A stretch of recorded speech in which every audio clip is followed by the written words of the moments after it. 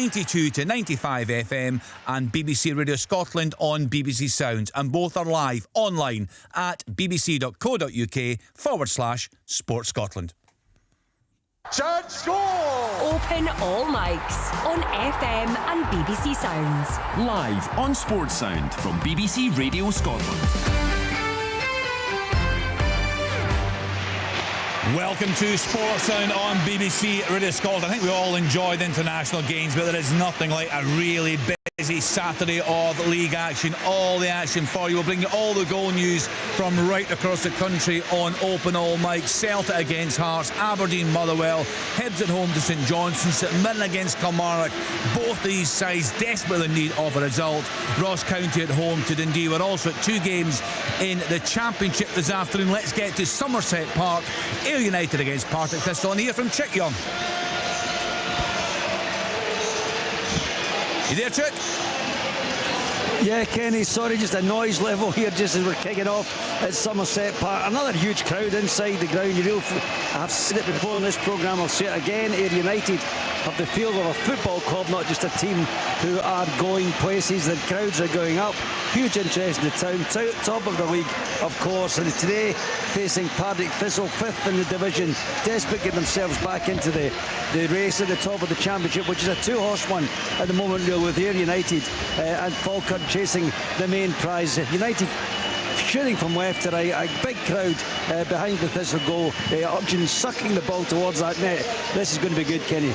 Yeah, looking forward to it. They're absolutely flying, Ayr United under Scott Brown. So Chick will bring us all the news from that. Gully Singh will do the same from the game between Airdrie and Falkirk. Let's then get back to Celtic Park. Just about to kick off there, Liam. We spoke about the challenge facing Hearts this afternoon. Talk to us about Celtic, because there were difficult times. You mentioned that game. They were booed off when they lost at home to Hearts last December.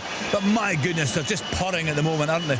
Yeah, they look really, really strong. They've had a brilliant start to the season. Clean sheets, I think, are especially impressive, regardless of who you play against. Obviously, the Old Firm game comes into that mix as well, but I think you can see right across the board, Brendan Rodgers is putting a power of work. It looks to me over the summer, every player understands what's expected of them. The players that were perhaps here last season, Bernardo as an example, not quite up to speed, came in and out the team at points, looked good, blew hot and cold. He looks the real deal. Other players that have come in, Nicholas Kuhn as well, starting to produce goals, assists, really starting to understand the expectation that comes with playing for a club like Celtic. And you look at the depth in the squad as well, and James Forrest, I don't know if you just caught on the pictures as well there back in the studio, but he was presented with a shirt with 500 on the back as well. Clearly a celebration for his achievement in the 500 appearances that he's made for Celtic. Yeah, fantastic. No, I mean, for you, well, you want to be up here, Kenny. You want me to jump in here? On the Celtic thing, they are flying, right? But and I know Celtic fans, some will disagree. I can't believe there's a but. Some will disagree with me. But Michael, you have to judge Celtic because they're miles ahead of everyone because of the great work that they've done. They're miles ahead of everyone domestically. So I'm not getting carried away that they've kept clean sheets against teams that are far inferior to them. You wouldn't give Man City plaudits for keeping clean sheets against Nottingham Forest. This game's not starting yet. Kim Pioka's got a problem. The referee is not starting the game. Kim Pioka's having to come off. I don't know if he's not got shin guards on. The referee will not start the game. He's pointing him off. I don't know if he's got jewellery or what. He's actually now going away back up the tunnel. I think he's pointing down towards his socks. Yes, so I'm presuming it's shin pads. He does like to wear his socks around his ankles anyway. Right. So just to finish the point, the testing ground for Celtic is Europe. That is Europe, you know, because they're in with teams there that can beat them. I think Celtic are going to I think they're going to run away with this league. They're just way better than everybody else. So you don't give them any credit for that? Would you not give them credit for how things... We mentioned, for example, Michael was at the game last December, they get booed off. I just said they're flying. I just said they've done their business really, really well. Yeah, and they've separated themselves from everybody else. So I think because of their good work, it's not a fair fight anymore. They have made it I think, a potential landslide season for them domestically. The test of where Celtic are at is not going to come against domestic teams, I think. It's going to come against when they go up against European teams. Right, chance somewhere. That's surely unarguable. Check, is that a chance? Oh, it was a chance out of nothing. It's all Thistle started this game. There's a ball fired in. Abadi gets it just inside the box. I thought the goalkeeper's got it all covered. I don't know if he off someone. Suddenly panicked, got down to his right side. It was going into the net, and he's just got it round the post. There's a corner in. Scramble in the box again. Thistle just trying to put all the pressure on, and he United it. Oh, go off the line again. Oh, Kenny, what started this game's another corner kick to Thistle. Twice off the line the opening couple of minutes. We love the Championship, always delivers. There was a lunchtime kick-off in England, Southampton 0, Manchester United 3. An early goal in the 3 o'clock starts. Manchester City 0, Brentford 1. Visa with that opening goal after just 1 minute. Let's then get to Pittodrie. Aberdeen flying under Jimmy Tillene at home to Motherwell this afternoon. But they've not been tested. Well, we'll see. What's that testing they had in the first few minutes there, Willie? Well, Kenny, things are so good at Pittodrie that they had a pyrotechnics show before the kick-off. Would you believe it? Would you believe it? Behind the goal at the Richard Donnell stand. It started pretty much with Aberdeen in the front foot to break across the face of the goal. Oh, it's hit his hand. It's definitely hit his hand now. Whether the referee hasn't given it, that's for sure. But the cross came in. Was it Liam Gordon? Not too sure who went down, but it certainly came off a hand in the box. I think the referee's actually perhaps blown for offside. So early fireworks and more occasion than one. Keskinen, a really good cross into the box. Right, we'll come back to you, Willie. Michael's having a look now, Alan. That's a chance for Hibs. Nicky Cadder it is on his left foot. Ball's rolled to him. He's got sight of the goal. Hits that across the keeper. Just wide of the target. 1 minute gone. Early chance at Celtic Park, Kenny, as well. Arnie Engels, decent play down the right-hand side. Kuhn and Johnson combined, cut back to Engels, but he smashes it wide. Decent half chance though. Michael, thanks, Leanne. Michael, you've had a look there at Pittodrie. I think they were claiming that Papa Gay maybe took a challenge. They weren't happy about it. They were saying that Papa Gay went down too easily, but I think it was difficult to see if it did actually touch Liam Gordon's hand or not. Yeah. But the referee would have just assumed that it was his supporting hand that was on the ground that it touched anyway. I was going to say I didn't actually see the fireworks, but what I did see was right behind both goals at the Merkland Road end and at the Dick Donald, the flags and the atmosphere you can sense. Brilliant. It just looks really good at Pittodrie. You can't emphasise it enough that things are positive there. But good start. Shot for Nicky Clark, 25 yards out, right down the throat of the keeper. Decent start here, and I've got to say, Kenny, Pat Stanton was 80 yesterday, given a strip today, and he's got a lot of his old teammates, John Blackley, John Brownlee, Jim MacArthur. Pat's a wonderful man if you know him.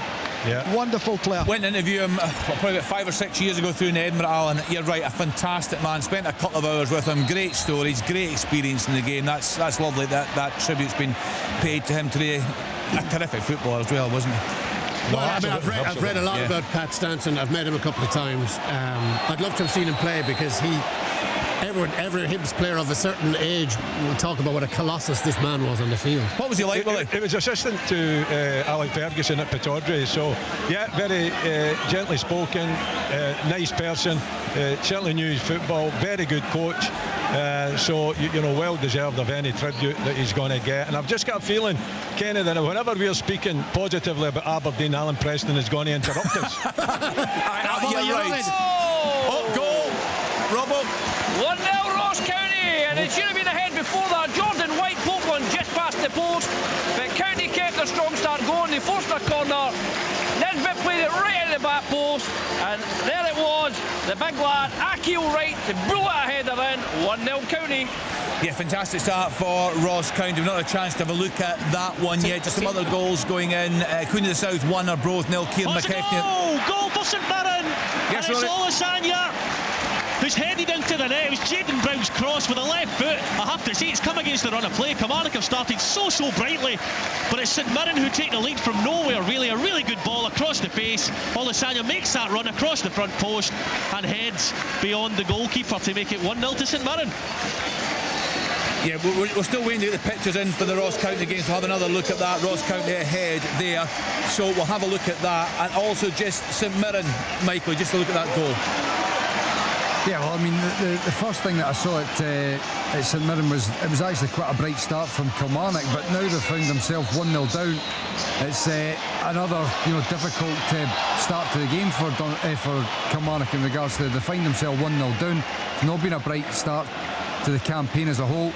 Simple ball out wide, thrown into the box. You're asking questions. Does the goalkeeper, should he be doing better? I know it's at close range, but it just seems as if it goes into the back of the net off easily. Yeah. See, before we get started, Kenny, looks like Craig Gordon's a Hearts number 1 now. What does Steve Clark do? Because Gunn's thrown them in. You've got Clark he brought in the last time, who's not getting a game anymore. McCrory's now not playing for Kilmarnock. Does he go back to Craig Gordon? Why not? Exactly. Why did they have that whole thing with Craig Gordon? He's talking about comebacks. Yes, check, he can have an opinion on it. He's had more comebacks than anybody. I've never been away with it. Different thing altogether. Actually, so why did they go through that whole circus with Craig Gordon before the Euros? That thing at Hampden, the distraction, as if it was his last ever cap. So maybe it's not now. I just thought that was all part. That whole thing was mishandled, mismanaged at that, and it was a distraction in the build-up to the Euros. And now you're right, Alan. They've dug themselves into the hole in the goalkeeping sense. Michael, have a wee look. There's a bit of afters in the box. Oh, what a big chance here. Jamie McGrath, good play down the right-hand side. Keskin in at the heart of it. McGrath on the right foot. He just drags it wide to the far post. Really good move from Aberdeen. A little bit unlucky not to see it nestling in the back of the net. Talking about Craig Gordon, he's down in the turf. He's just picked up a knock. Kyogo just closed him down. He looked to play the ball long. Probably just held on to it a second too late. Just to follow through, Michael, you might get a look at it. Certainly looks in a bit of discomfort. I'm sure he'll get back up, but it's just one of those ones, I think, right into his shin, possibly. It looks like he was just holding just above his knee. Yeah. You know, obviously he's had bad problems. I think, do you know what it is? It looks like Kyogo catches his foot, and I think it's probably just opened up his medial a wee bit. But hopefully he should be okay and getting up. But I mean, look, I've got a huge fan of Craig Gordon, a generational talent, but I've got to disagree with what Chick's saying in terms of it was a distraction. I mean, Craig Gordon wasn't the number 1 for Hearts at the back end of last season after his injury problems. I thought that he should have still gone to the Euros, but the manager made the decision he wasn't going. So give him the farewell that he deserved, and he deserved that. You know, what would you do now, though? Would you bring him back in? Oh, how has he missed? Yes, Kyogo, lovely through ball. Celtic just nick it. He's right through. Craig Gordon, he looks in a lot of discomfort. Kyogo's got to hit the back of the net. I don't know whether he thinks he's possibly offside or not. There's no flag. That's a big miss. Huge miss. Yeah, big miss, Leon, isn't it? He's got to score. He's crying out. Just pick your spot. You're looking at a goalkeeper that's limbering about. I think he's marginally offside, but he's missed the target. Craig does well to spread himself, but he's got to hit the back of the net. I think it probably would have been flagged off just marginally. Right, he's normally lethal from there. Yep. I mean, that's a really unusual. It's a well-worked corner. Armstrong's a goal! It's a really well-worked corner. Armstrong peels off the back post. He comes round the face. I'm assuming there may be a block in there somewhere, but Armstrong, with the finish, I think it deflects into the back of the net. Michael will be able to help me with that, but what a start here, and that comes after Corey and Daba hit a volley from about 30 yards, which Balcom tipped over, led to the corner, and Armstrong gets the goal. Well, it's just the reaction that Derek McKinnon's been looking for. You know, I just mentioned the fact that not a great start to the season, not a great start to the game, away against difficult opponents, and they managed to get themselves level very quickly. It might well be the catalyst that they're needing. It just looks as if it's the shot from the edge of the box, a well-worked short corner, and I think it comes off of, I don't know if it's Kyle Vassell that's... Michael, is there there's a possible offside. Do you know what, he might be when it's struck. I don't think it is Kyle Vassell, but somebody who's standing around about the goalkeeper, it looks like they might take a step back and get the final touch. You have to wait and see. Right, I'm going to rattle through the goals quickly. Queen of the South 1, Arbroath 0. Kieran McKechnie 6 minutes. Alloa 0, Inverness Cally Thistle 1. Billy Mackay on 7 minutes. Confirmation, Akio Wright goal in 6 minutes. Ross County 1, Dundee 0. St Mirren 1, Kilmarnock 0. Lasagna on 7 minutes. We're awaiting the update from that game in Paisley. Arbroath equalised against Queen of the South. Ryan Flynn in 10 minutes. 1 apiece there. Montrose 1, Stennismuir 0. Kane Hester on 9 minutes. Annan Athletic 0. Dumbarton 1. James Hilton on 1.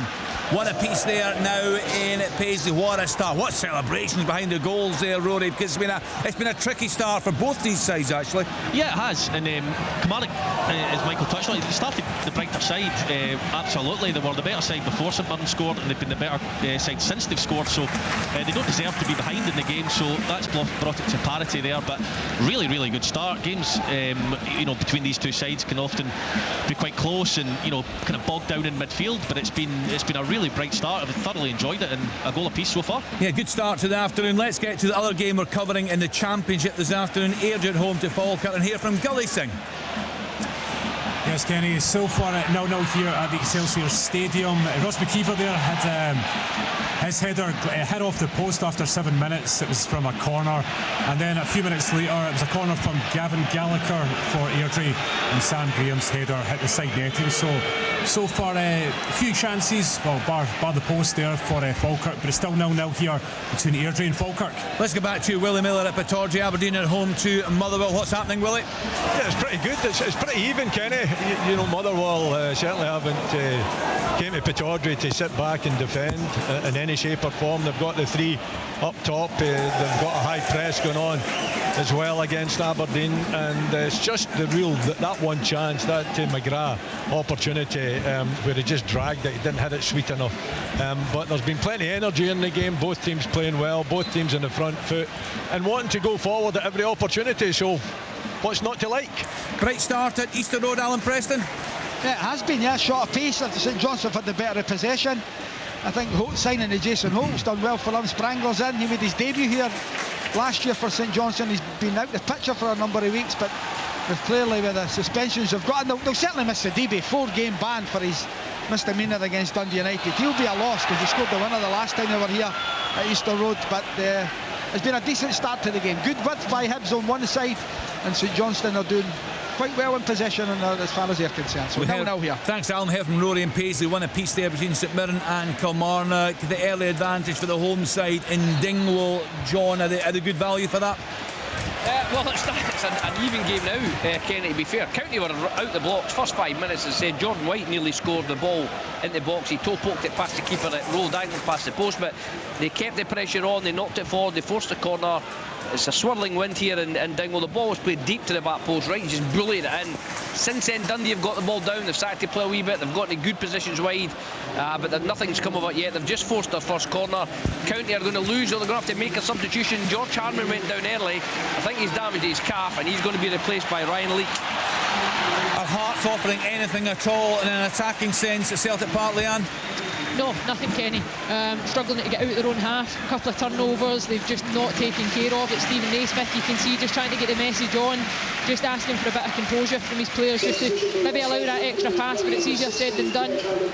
Chance, save for Gordon.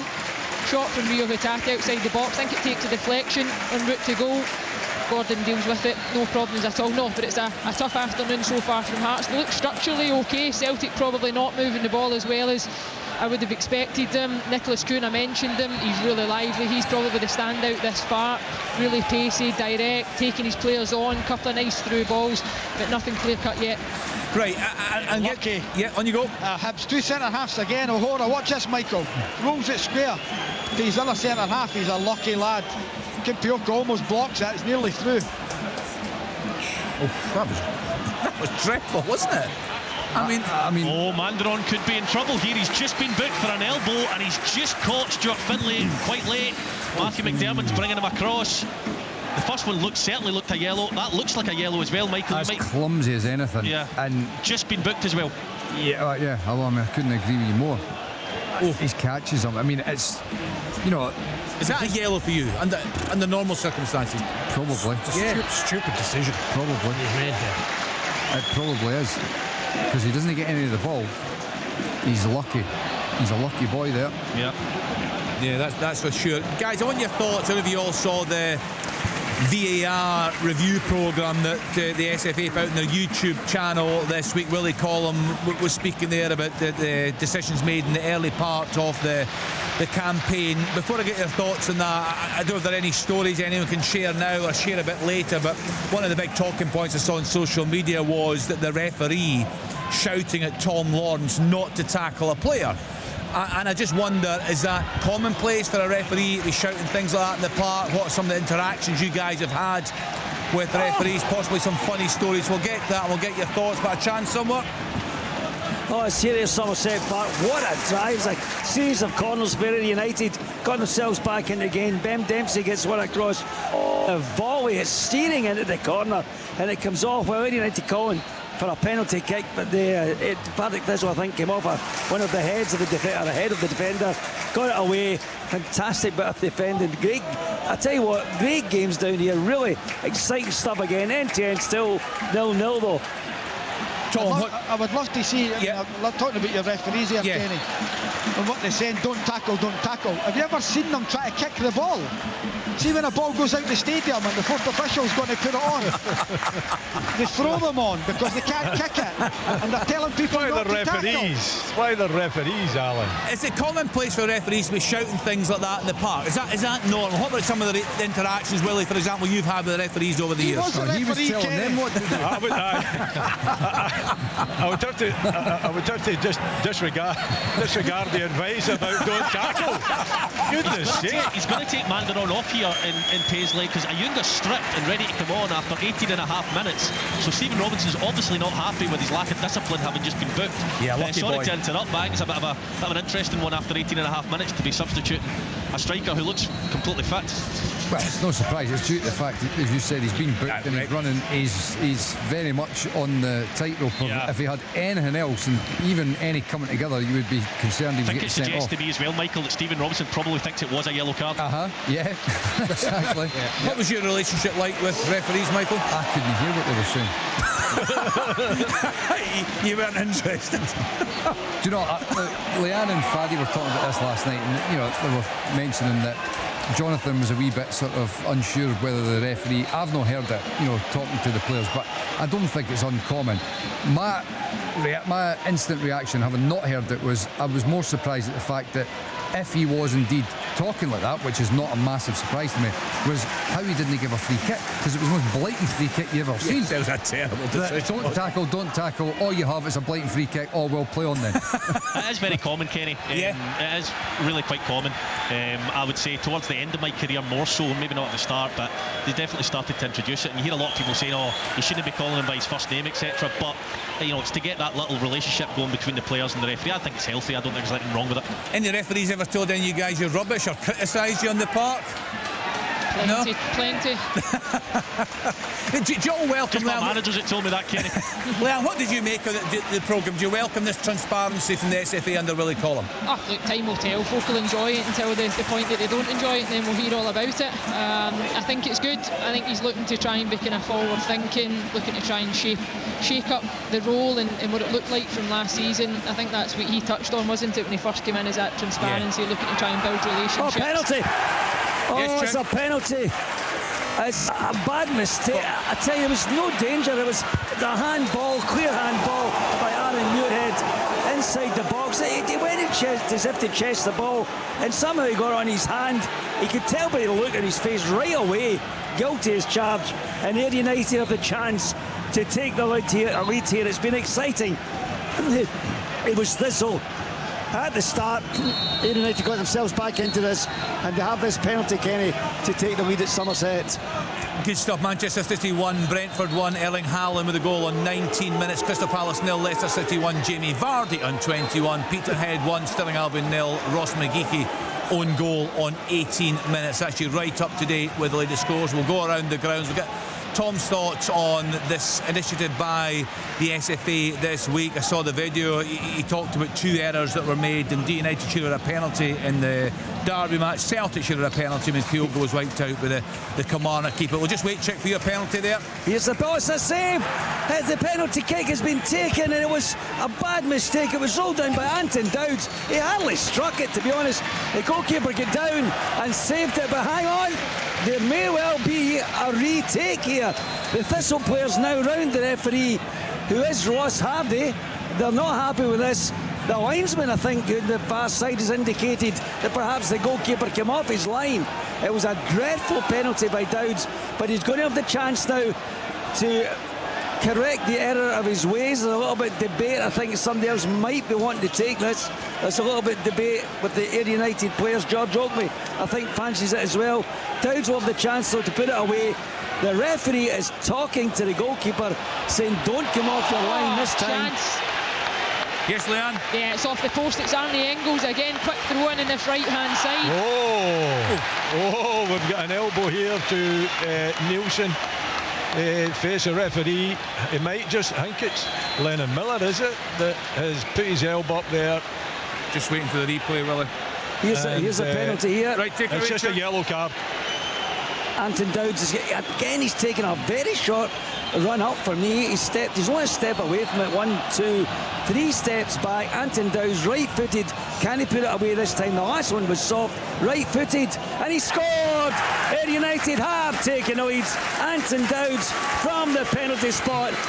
Big celebrations at Somerset Park. Ayr United 1, Partick Thistle 0. Yeah, they're flying under Scott Brown. Stranraer 1, East Fife 0. Mark Russell with that goal on 24 minutes. Tom Mengus, your thoughts on what we saw this week from Willie Collum? I thought it was excellent. We looked for transparency and we got it. You know, I thought the clip was very good, and I think it does build trust. You know, in Scottish football sometimes you're always looking for what's wrong with this, and I can't find anything wrong with it. Do you know what I mean? So I think long may that continue, that level of honesty. It must be not too bad then, Tom, if you've not found anything wrong with it. Yeah, they are. A good start. We'll be glad to hear that if they're tuned in today. Yeah, I liked it. I thought it was really good. I thought Colin came across very well. Brave. Didn't shirk it. I thought it was a really, really good thing. Rory, did you get a chance to see it? I know you've been at a few of the SFA briefings. Yeah, listen, I really enjoyed it as well. Similar to what Tom said, there's nearly a goal direct from a corner there. Armstrong takes the corner, Balga missed to tip it over. I really enjoyed it. As Tom says, transparency, honesty, admitting your mistakes, and giving it a bit of an explanation. Yeah. It just clear, and I've been an advocate of it, you know, and not necessarily straight after games, but certainly in the weeks following. And after that, after the explanation's been given, you still don't have to agree with it, but at least they're telling you why it's been given. And I thought it was excellent as well. I agree with Tom. I thought it was really good, Kenny. Yes, Al. Still, the Kyogo one's an easy one. How they're getting that wrong? Yeah, it's all right. Yeah. It's all right saying okay, we'll do this transparency and all the nonsense.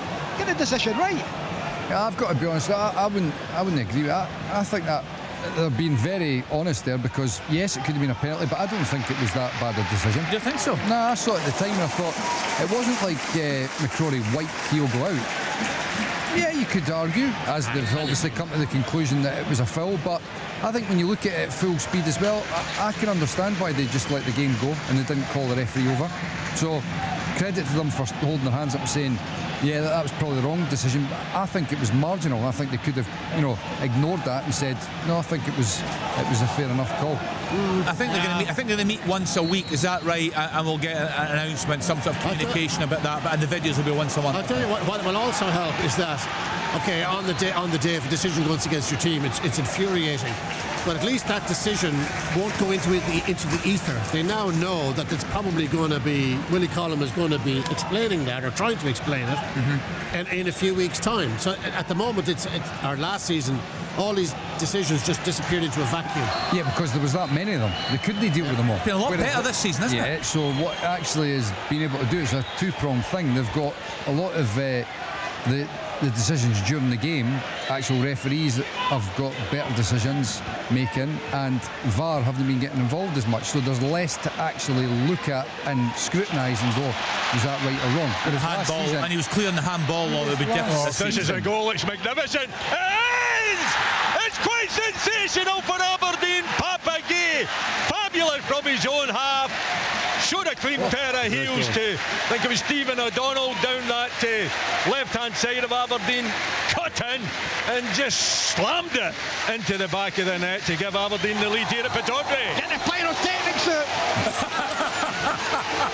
He's been waiting on that one. I'm told, Willie, Michael touched on this, I'm told a huge crowd, over 17,000 at Pittodrie today. The fans are loving this.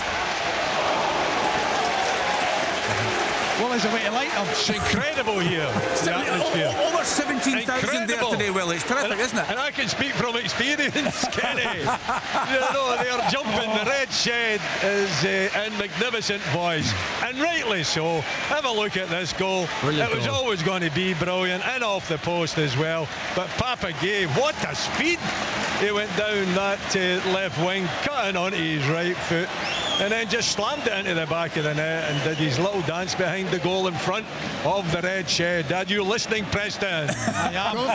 Goalkeeper's probably expected a shot across him, Mikey. Yeah. And he's done him at the near post. It's a brilliant goal. The power and the pace of him going up, but then the finish. Yeah. Oh, that was tremendous. They've got an issue here, sorry. Olisanyha's down, and he's been magnificent this season. He's scored already today, and they've already substituted a striker, so he's struggling, but looks like he's back on his feet, so we'll see how he goes. And Tom, sorry, can I just check? I didn't overdo it, did I? No, Willie, you described it perfectly. Okay. Outstanding goal. Willie, can I just ask, we watched a lot of Aberdeen last season. It sounds like Papagay's come onto a real game, obviously, but Ribicic was one that we questioned quite a lot. He's very rash. Is Talene made a difference with him? Is he a little bit more disciplined? How's he done? He's a bit calmer, but I think it's Gavin Malloy that's actually helping him, because he's been outstanding in my book. And as far as Papagay's concerned, he was hopeless last week. He get hooked. I think he was one of their worst performers, but this afternoon he's been in very fine form, and in previous games he certainly has shown up well.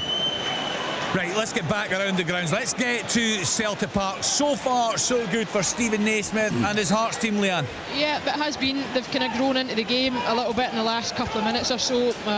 Still not carrying a threat up top. I would need to say they've got to do better. Lauren Shanklin had an opportunity at one point just kind of inside the Celtic half, and he looked to try and clip a ball into the channel for Taylor. Got it all wrong, straight through to Schmeichel. But they've just won a free kick in this left-hand side. I think George Grant it was. It's been brought down. Alistair Johnson, the culprit. So the first real opportunity that Hearts will have to threaten, put a decent ball into the Celtic penalty area. Celtic, by all accounts, though, they haven't been firing in all cylinders, and you can start to feel a bit of frustration around the stadium. I mentioned that early goal with just 29 minutes on the clock, and other than that Kyogo chance, he's got to hit the target that Michael and I felt possibly would have been offside anyway. They've not really had too much more. Arne Engels is kind of threatened. Yeah, he did. That one off the post is probably the best chance. He got into a good position as well. I think you spoke about the one that got cut back to him. He was just a little bit too far past the near post. Yes. Daizan Maeda's got into a dangerous area on a few times, but just been a little bit wasteful, hasn't he, when he's got in there? We've not seen a lot of him, obviously, but he's clearly a huge talent, Engels, yeah.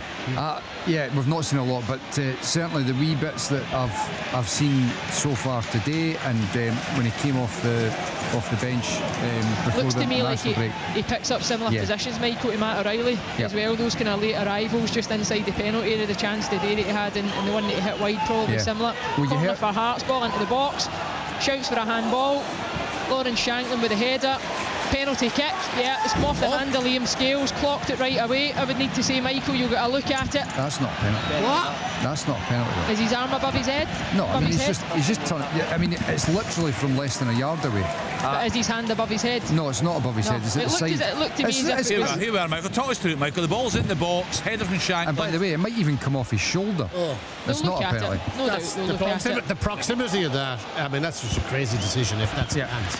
Yeah, right. So is it perhaps one of these ones that they're looking to try and then get out of the game? Colin Stephen didn't really hesitate. Tom, I would need to say, was quite quick to make the decision. I think that could even come off his shoulder, what would be classed as his shoulder. Yeah. Because, I mean, even if it does hit his arm, this is a classic test of does logic kick in.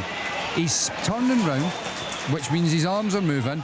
Lawrence Shanklin from less than a yard away heads it, and it collides with his arm. For me, it's never a penalty. Callum McGregor's made a very strong case to the referee. Yes, Robbo. It's an equaliser, and it had to be Simon Murray. It's a brilliant goal. Wait, see this, Michael. It's a brilliant pass through from Silla. Oh, the referee's disallowed it. Wow. Flag up.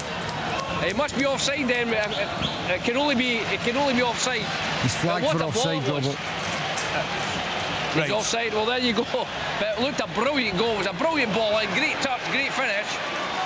but offside's been given. They're just going to check it. Right, we'll have a listen back. It has been disallowed. Right, back to Celtic Park, Leanne. We're still waiting, Kenny. We're still waiting. Can't believe And how long they're this taking. is the bit about it for me. If it's such an obvious mistake for Colin Stevens and it's such a logical decision that has to be made, why is it taking so long? He's got his hand to his ear right now, Colin Stevens, the referee. His hand there for the last yeah, 90 you're right. seconds. And Callum McGregor has been in that other ear for long periods as well. He's going to come to the monitor and have a look for himself, Colin Stevens. Yeah, I mean, do you know, to give the referee a little bit of an out here. Right. Liam Scales, as he's turning around, his arm is out from his body, which is completely natural. This is what I've been arguing about for years. Yep. The ball is headed from close proximity, and it does obviously deflect off of, I think it could actually be shoulder area, but you can understand why the ref, in quick, action, thinks that, that's a penalty kick. Is the ball moving towards goal though, Michael? No, it's actually going back across. Is it? Right, okay. Going back across. Yeah, okay. But when you look at it, it's not a penalty kick. So the referee, I don't think it's a brutal decision for him to penalise and go for a penalty. But from looking at it VAR, he certainly even looked at it. I looked at it in first instance and just like, that's not a penalty. I think it's right that he looks at it, but I think it will be doubly right if he changes his mind here. He's having a long look. Yeah. His hand to his ear again, taking a bit of time certainly. A couple of run-throughs, making his way back now from the monitor. Right, Leanne. Let's see what the decision is. Drop ball, no penalty. Correct decision. Well done to the referee. Well done for that was good. That was good process here, wasn't it? I think so. Could have been a bit I'm actually quicker. delighted to see that because in a new thinking on handball, they shouldn't be given a penalty for that. Yeah. So fair play to But him. you can see why he did. You can't you? Yeah, In real time. To give the referee a bit of an out, but by the way, there is absolutely no danger that would have been overturned previously. There's no way it would have been overturned. Yep. The Right. Hearts players are now kind of protesting because it's a drop ball getting dropped to Kasper Schmeichel unopposed. So I think from a Hearts perspective, you've blown for a penalty. You've taken that advantage away with the ball still being in the box, and you've given it straight back to Celtic. Anyway, that certainly ruffled a few feathers in the Celtic support and get the voices going. It's going to be interesting to hear the post-match reaction, if that plays a significant part in the outcome of this game from the Hearts manager Stephen Naismith. No doubt at all he is under pressure. They're in a dreadful run of form, but so far so good. Away at the champions this afternoon. Speaking of the champions, Manchester City 2, Brentford 1. Erling Haaland, quick-fire double. They have come from behind. And Montrose 2, Stennismuir 0. Ryan Williamson on 30 minutes. Let's continue then around the grounds. And Aberdeen absolutely flying Willie Miller. Are they fully deserving of their lead today? It's been a tight game. It's been a tight game, Kenny. They've had the better of it, I would suggest. They've been more intent in the opposition half. But sorry, Willie. No, the offside flag going up. The ball broke to Kyogo just inside the penalty area, point blank range. Craig Gordon down to his left, brilliant save. But as we know in the game, we have to wait a bit. The offside flag eventually went up, although I did think it came off a Hearts player. I might have been wrong, Michael, you might see it. Carry on, Willie. Thank you, Leanne. God paid a heavy price a number of weeks ago for doing that, Leanne, I'm afraid. I don't know what's going on here in Paisley. I think they might be checking. They've not announced anything, but it's been stopped for so long. Sean Rooney and Kyle Vassell have been at it for a long time throughout the game. It looked to me like Rooney just boots Vassell when he's down. Vassell's punished for holding the ball between his legs. Is this back to the incident after about 5 minutes in the game? They're going back to that? The Rooney and... I'm only joking. There was an incident when there was a long throw-in where Rooney was all over the back of Stuart Finlay. It's been a really fiery game, to be fair, Michael. There's been a lot of incidents, and there's a real high wind going. Kilmarnock switched sides at the start of the game, and Danny Armstrong's just hit the crossbar direct from a corner after forcing Balcom into a save from the previous one. It wouldn't surprise me if there was a red flash at some point. It's been very heated. I'll go around all the scores for you in a minute. Just wrap up what you were saying there towards the closing stages of the first half at Pittodrie. No, really tight. Motherwell have done well, I think, in terms of the intention and the intent to take the game to Aberdeen. You know, they're playing with the three up top, which is causing Aberdeen a problem or two. The Dons have been the slightly better side. They've obviously got that magnificent goal as well from Papa Gay, so they deserve to be in the lead, but only just. Still still plenty in this game to be played for. Right, next up, Easter Road. Alan Preston's there for us. Hibs against St Johnstone now. I've got to say, St Johnstone have been the better side. Hibs have just came in for a corner there, and a short corner taken. Cadden hits it and it goes out for a throw. And Hibs fans are getting a bit restless here. St Johnstone really nice on the eye, not created much, but very much in the game. We've got 11 minutes to go to half time, 0-0. Right, we heard from Rory and Paisley. Next up, Dingwall, Ross County against Dundee. Let's hear more from John Robertson. Yeah, still 1-0. That early goal from Akil Wright is the difference. Dundee have played themselves back into the game here. County are a real threat on the break though, with Hale up top, aided by Jordan White, and you saw that offside goal, just offside from Simon Murray. It's a very even game again, like the others. I don't know if it's the weather today. There's feisty, there's tackles getting fired in over the place. It's full intensity of the game. It's a good game to watch. Not a great deal being created, but a good watchable match. Let's drop into the Championship. Ayr United at home to Partick Thistle. Chick Young is there for us. Still 1-0 to the league leaders, Ayr United. That penalty, remember, the second attempt converted by Anton Dowds. The goalkeeper said the first one was judged to have come off the line. He took a second attempt at it and scored that to put United 1-0 ahead. I have to say that Partick Thistle have a penalty claim of their own, which was turned down by referee Ross Hardy. They've got themselves up the park. It's a good, exciting end-to-end game in front of a big crowd again inside Somerset Park. Two clubs on the rise and rise, but I have to say it's Ayr United who have a grip of this at the moment. They'll lead by that Anton Dowds penalty to 0.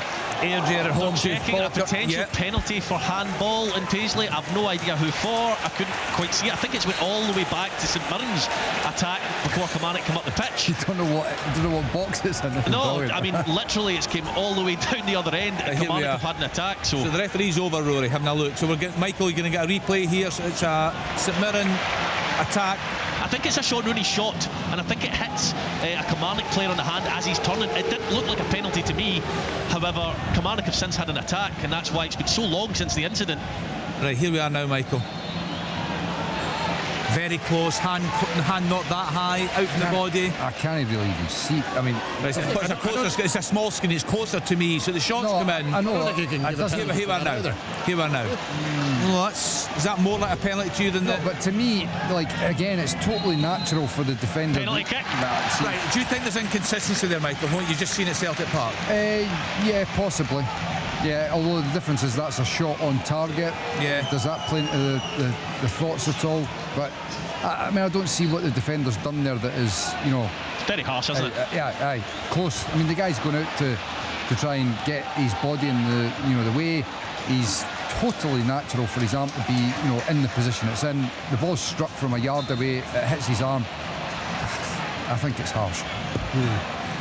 Right, Rory will bring us that penalty. Mark O'Hara, as you'd expect, will step up, get it. He used to be lethal. I don't know how he's taken one recently, but it was fantastic in past times in the penalty spot, the captain. Yeah, it has been a really entertaining game. It'd be very harsh on Kilmarnock to go in 2-1 down. I think still 5 minutes to go in the half, and they responded pretty quickly earlier on, but Matthew McDermott's just getting all the players out the box. These are loud boots he's got on. Yeah. Bright yellow. Bright yellow armband. Here we go. The whistle's blown. He steps up. Score! Sends the keeper the wrong way. Goes to the keeper's left-hand side. Keeper goes to the right. And O'Hara is beaten O'Hara to make it 2-1 to Saints. Yeah, you feel both these sides just need something to get them going this season. It's been a slow start. Let's just get to the other game we're covering in the Championship. Gully Singh is watching Airdrie against Falkirk. Gully. Yes, Kenny, it's so Falkirk. They're lucky not to be ahead. Obviously, arguing there with several chances a few minutes ago. He almost opened the scoring, got into the box, found some space, but his shot was wide at the left-hand post. Falkirk, it was an argument header there that was cleared off the line. Airdrie can consider themselves lucky to be keeping this at 0-0, but we've got a few minutes left until half-time. You suspect, though, Falkirk will open the scoring. Well, possibly here's a chance on here for Falkirk at the moment. No, straight to the keeper there. Still Airdrie 0, Falkirk 0. Just a thanks to Gully. It's in the Premiership. Aberdeen 1, Motherwell 0, Celtic 0, Hearts 0, Hibs 0, St Johnstone 0, Ross County 1, Dundee 0. St Mirren have just gone 2-1 up at home to Kilmarnock. That goal coming from the penalty spot from Mark O'Hara, the captain, in the Championship this afternoon. As we've just been hearing, Airdrie 0, Falkirk 0. The leaders, Ayr United 1, Partick Thistle 0, Livingston 0, Hamilton 0, Queen's Park 0, Morton 0. In League 1, Alloa 0, Inverness Cali Thistle 1, Annan Athletic 0, 10-man Dumbarton 1. Cove Rangers have just gone 1-0 up away at Kelty Hearts. Montrose 2, Stennismuir 0, Queen of the South 1, Arbroath 1. In League 2 this afternoon, Clyde 0, Edinburgh City 0, Elgin City 0, Bonnyrigg Rose 0, Peterhead 1, Stirling Albion 0, Spartans 0, Forfar 0, Stranraer 1, East Fife 0. And in England, the lunchtime kick-off finish: Southampton 0, Manchester United 3, Brighton 0, Ipswich 0, Crystal Palace 0, Leicester City 1, Fulham 1, West Ham United 0, Liverpool 0, Nottingham Forest 0. Manchester City have come from behind thanks to an Erling Haaland double. They are 2-1 up at home to Brentford. Just a reminder, something new today. You can give us a call, WhatsApp number, have a rant. If you've got a view, come on it, Fanny. You've got a view on that penalty award that's just been given in Paisley. Hearts fans, do you think it should have been a penalty award? The referee gave it was overturned at Celtic Park. Lots of things to talk about today. Hibs fans, what did you make of the interviews given this week by Ian Gordon? So the number is 08085 92 95 00. 08085 92 95 00. Give us your name, the club you support and the point you want to make, and we'll get them played out between 5:30 and 7 o'clock. First up for the fans on the phones tonight, we've got a Hearts fan joining us right now. I think he'll be a happy man despite everything that's gone on this season. I mean, they seem to have been growing into this game, Leanne. They have. They're probably finishing the half the stronger of the two sides, Kenny. Certainly the penalty shout that went against them in the end. Get a reaction from the Celtic support. Clearly they were delighted that it was overturned, but with that, it injected fresh energy into both sets of players. Hearts coming out on top with that. They've certainly managed to gain a bit of territory higher up the pitch. Lauren Shanklin more involved, albeit much deeper in the game than you would expect, but starting to link the game a bit better, getting the likes of George Grant in and around him. Shot from distance. Oh, great effort from Lauren Shanklin. Very ambitious, I would need to say, from about 40 yards out, Michael. Oh, yeah. You could be a judge of that. Casper Michael claims it really well. I thought he was going to go for a camera save to his left-hand side, but he just gathers it comfortably in the end. Good play, you're right, then. Hearts have been able to get further up the park. They have. But, for me, with Celtic, and obviously a lot's been made about Kuhn having a better start to the season. This is a perfect example of the game where this epitomises, Michael. Wait till you see this delivery from Alistair Johnson. This has been Celtic the entire half. So wasteful. But look where he's trying to deliver it. Yeah. Because Kuhn, for me, seldom does he hit the byline. Everything is just narrows off and tightens the game. And there's Alistair Johnson. Instead of spinning it out to Kuhn, he's trying to play a ball from 20 yards, 25 yards out from goal, but he's inside the box in terms of width-wise, and he's trying to clip a ball. It's an impossible ball. Kuhn actually has looked much more comfortable today at points where he's come in and picked the ball up centrally, and it's that kind of transition as the game opens up, because I say he's so quick, he's really direct with the ball when he goes, and he's had a couple of really nice through balls as well that he's found into the wide areas, but that's where he's expected to be. So I don't know if he's just that type of, he's clearly not an out-and-out wide player, he's not a winger. Do you know what I mean? Like, he wants to come in the pitch all the time. If I was Celtic, I'd be getting James Forrest in the park here, because that's where they need to go and stretch. Save, unbelievable block. Wow, what a chance. Kyogo with the first one, Craig Gordon with a save. I don't know who gets the block, possibly Kingsley at the back area. I think it's brilliant Penrice. Defending, brilliant from Hearts. Yeah, that is a great save for Craig Gordon, and then a really important block. I think it's Penrice that gets the block from Kuhn. Yeah, reads it really well. Would you have Craig Gordon as Scotland #1 right now, Michael? Look, Angus Gunn's getting a lot of criticism, and yes, he's had a couple of really bad, attempts at making saves that have ended up the back of the net, but he made some big saves as well. Angus Gunn, look, he's not as good a keeper as Craig Gordon, no, but he is the future for Scotland in goals. And for me, I think you've got to show a bit of patience and show. Craig Gordon, I would never have had him out the squad in the first place, which would then make a case of putting him into a certain game a little bit easier, but putting him straight in and dropping Angus Gunn is a big, big call. Thanks, Chick. Half-time there, just confirmation that Airdrie 0, Falkirk 0. Thanks to Gully, just confirmation that Cove Rangers goal. Mitch Megginson on 41 minutes, 1-0 up away at Kelty Hearts. Queen's Park 1, Morton 0, Dom Thomas on 44 minutes. I love this message on X, Tom English. It's from Sam Phillip. says, Kenny, I can't believe I'm hearing a referee loving on Open All Mics. We all tune in to hear you slate them. Give the listeners what we want. Cracking show as always, says Sam. Sam, I can't believe it either. But don't worry, Sam. This new feature of the rant line. I'm hoping so. Sam, there you go, Sam. It's very unlike Kenny to be encouraging ranting on this. What are we going to call this? Well, I'm also been told. Mac and Crier. That's a good one. That is a good. You know, I'm like with technology. It's a voice note, it's not a call. Sam, why don't you kick us off with that? I'm going to try and see if I can see who Sam supports. He's on. Tom's going to qualify in a second and say that the refs have had some easy games so far. No easy games for these guys. Sam, here's a challenge. Give us a voice note. Michael, Send us a voice note. Michael, they're checking a possible penalty here. All right. I don't know what it. Right, we'll get a look at that now. I think it'd be preposterous if they gave a penalty for this challenge. Right, here we are. We're getting a wee look now, Rob. You see anything at all? We're just getting a first look at it now. I'm still waiting for the replay. Half time at Pittodrie, 1-0, Don.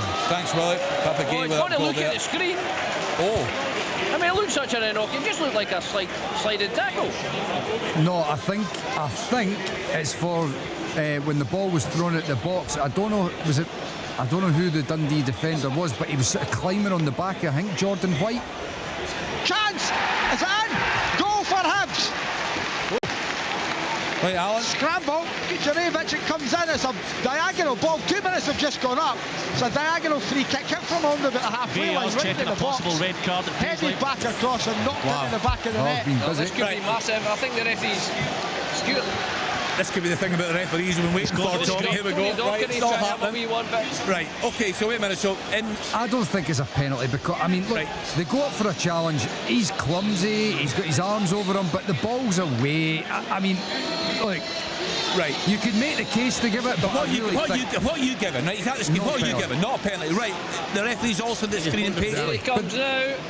He'll give a penalty. I think he's pulled him down there. Penalty. Yeah, he'll give a penalty. But this is one of these instances where I think if you want to look at that, you can find enough to give you a think penalty. it's the right decision? Yeah. I don't. I think the ball's been cleared. I don't think VAR needs to get involved in it. Right, Rory, we'll come to you in a second, Rory. Al, just that goal. Yeah. Just right in the break. Nick Pateta headers it back across.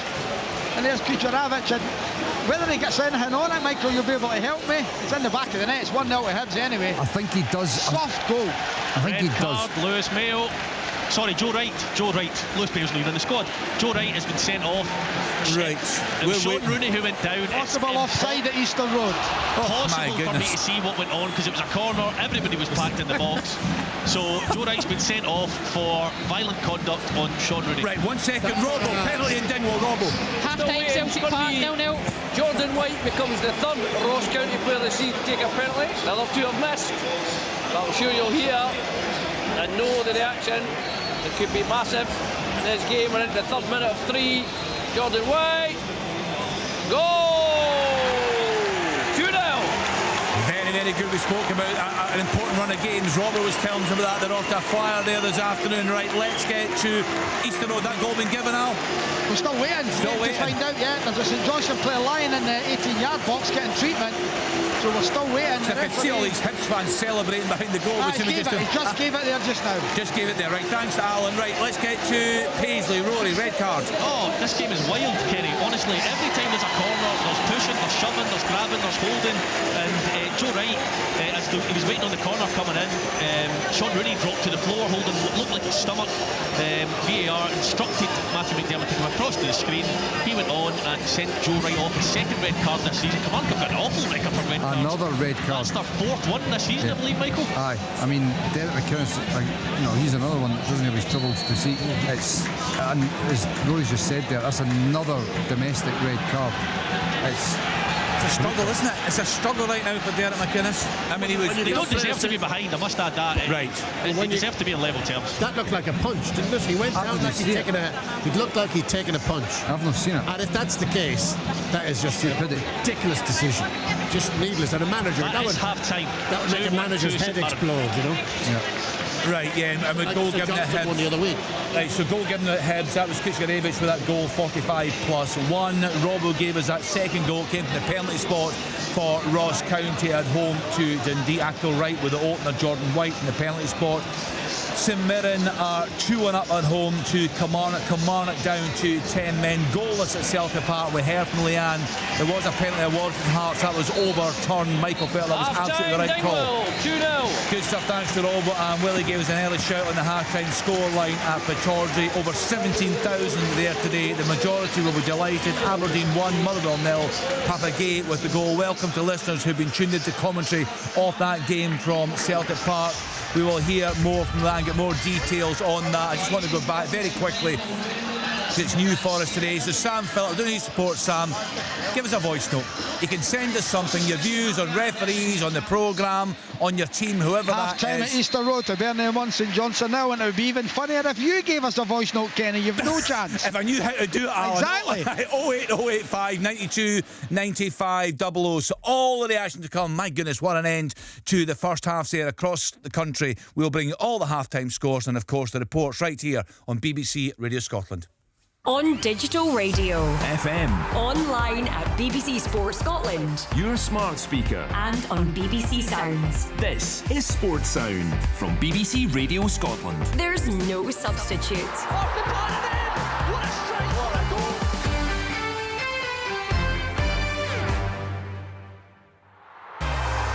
It's the prestige, isn't it? It's the Scottish football right up there. This season, Celtic score! And this place has erupted! can European dreams come true? One of the biggest goals in Rangers history!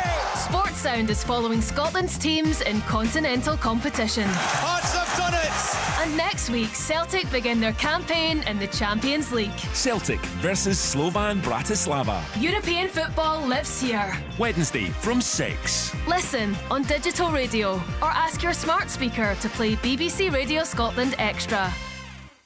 You're listening to Sports Sound on BBC Radio Scotland. We gave it a big build-up, the return of the Premiership after the international action, and once again, Scottish football has delivered. That last 5 minutes there was absolutely crazy. So much going on. We'll get all the detail. We'll go around the grounds. I'll give you the half-time scores across the country. Let's get to our commentary match at Celtic Park. Celtic at home to Hearts. There on commentary duty for us, John Hughes and Liam McLeod. Yeah, it's 0-0, but loads to talk about. Firstly, Celtic, loads of the ball, a couple of opportunities, most notably Kyogo found himself one-on-one with Craig Gordon. He fired wide. The Celtic goalkeeper, the Hearts goalkeeper, because he was the Celtic goalkeeper once upon a time, he was a little bit hesitant, but he was just recovering from a little knock. Arnie Engels in his starting debut hit the post. Hearts have been in the game as well, though. They weathered the storm just about, and they thought they had a penalty which was awarded for a handball. Colin Stephen pointed to the spot.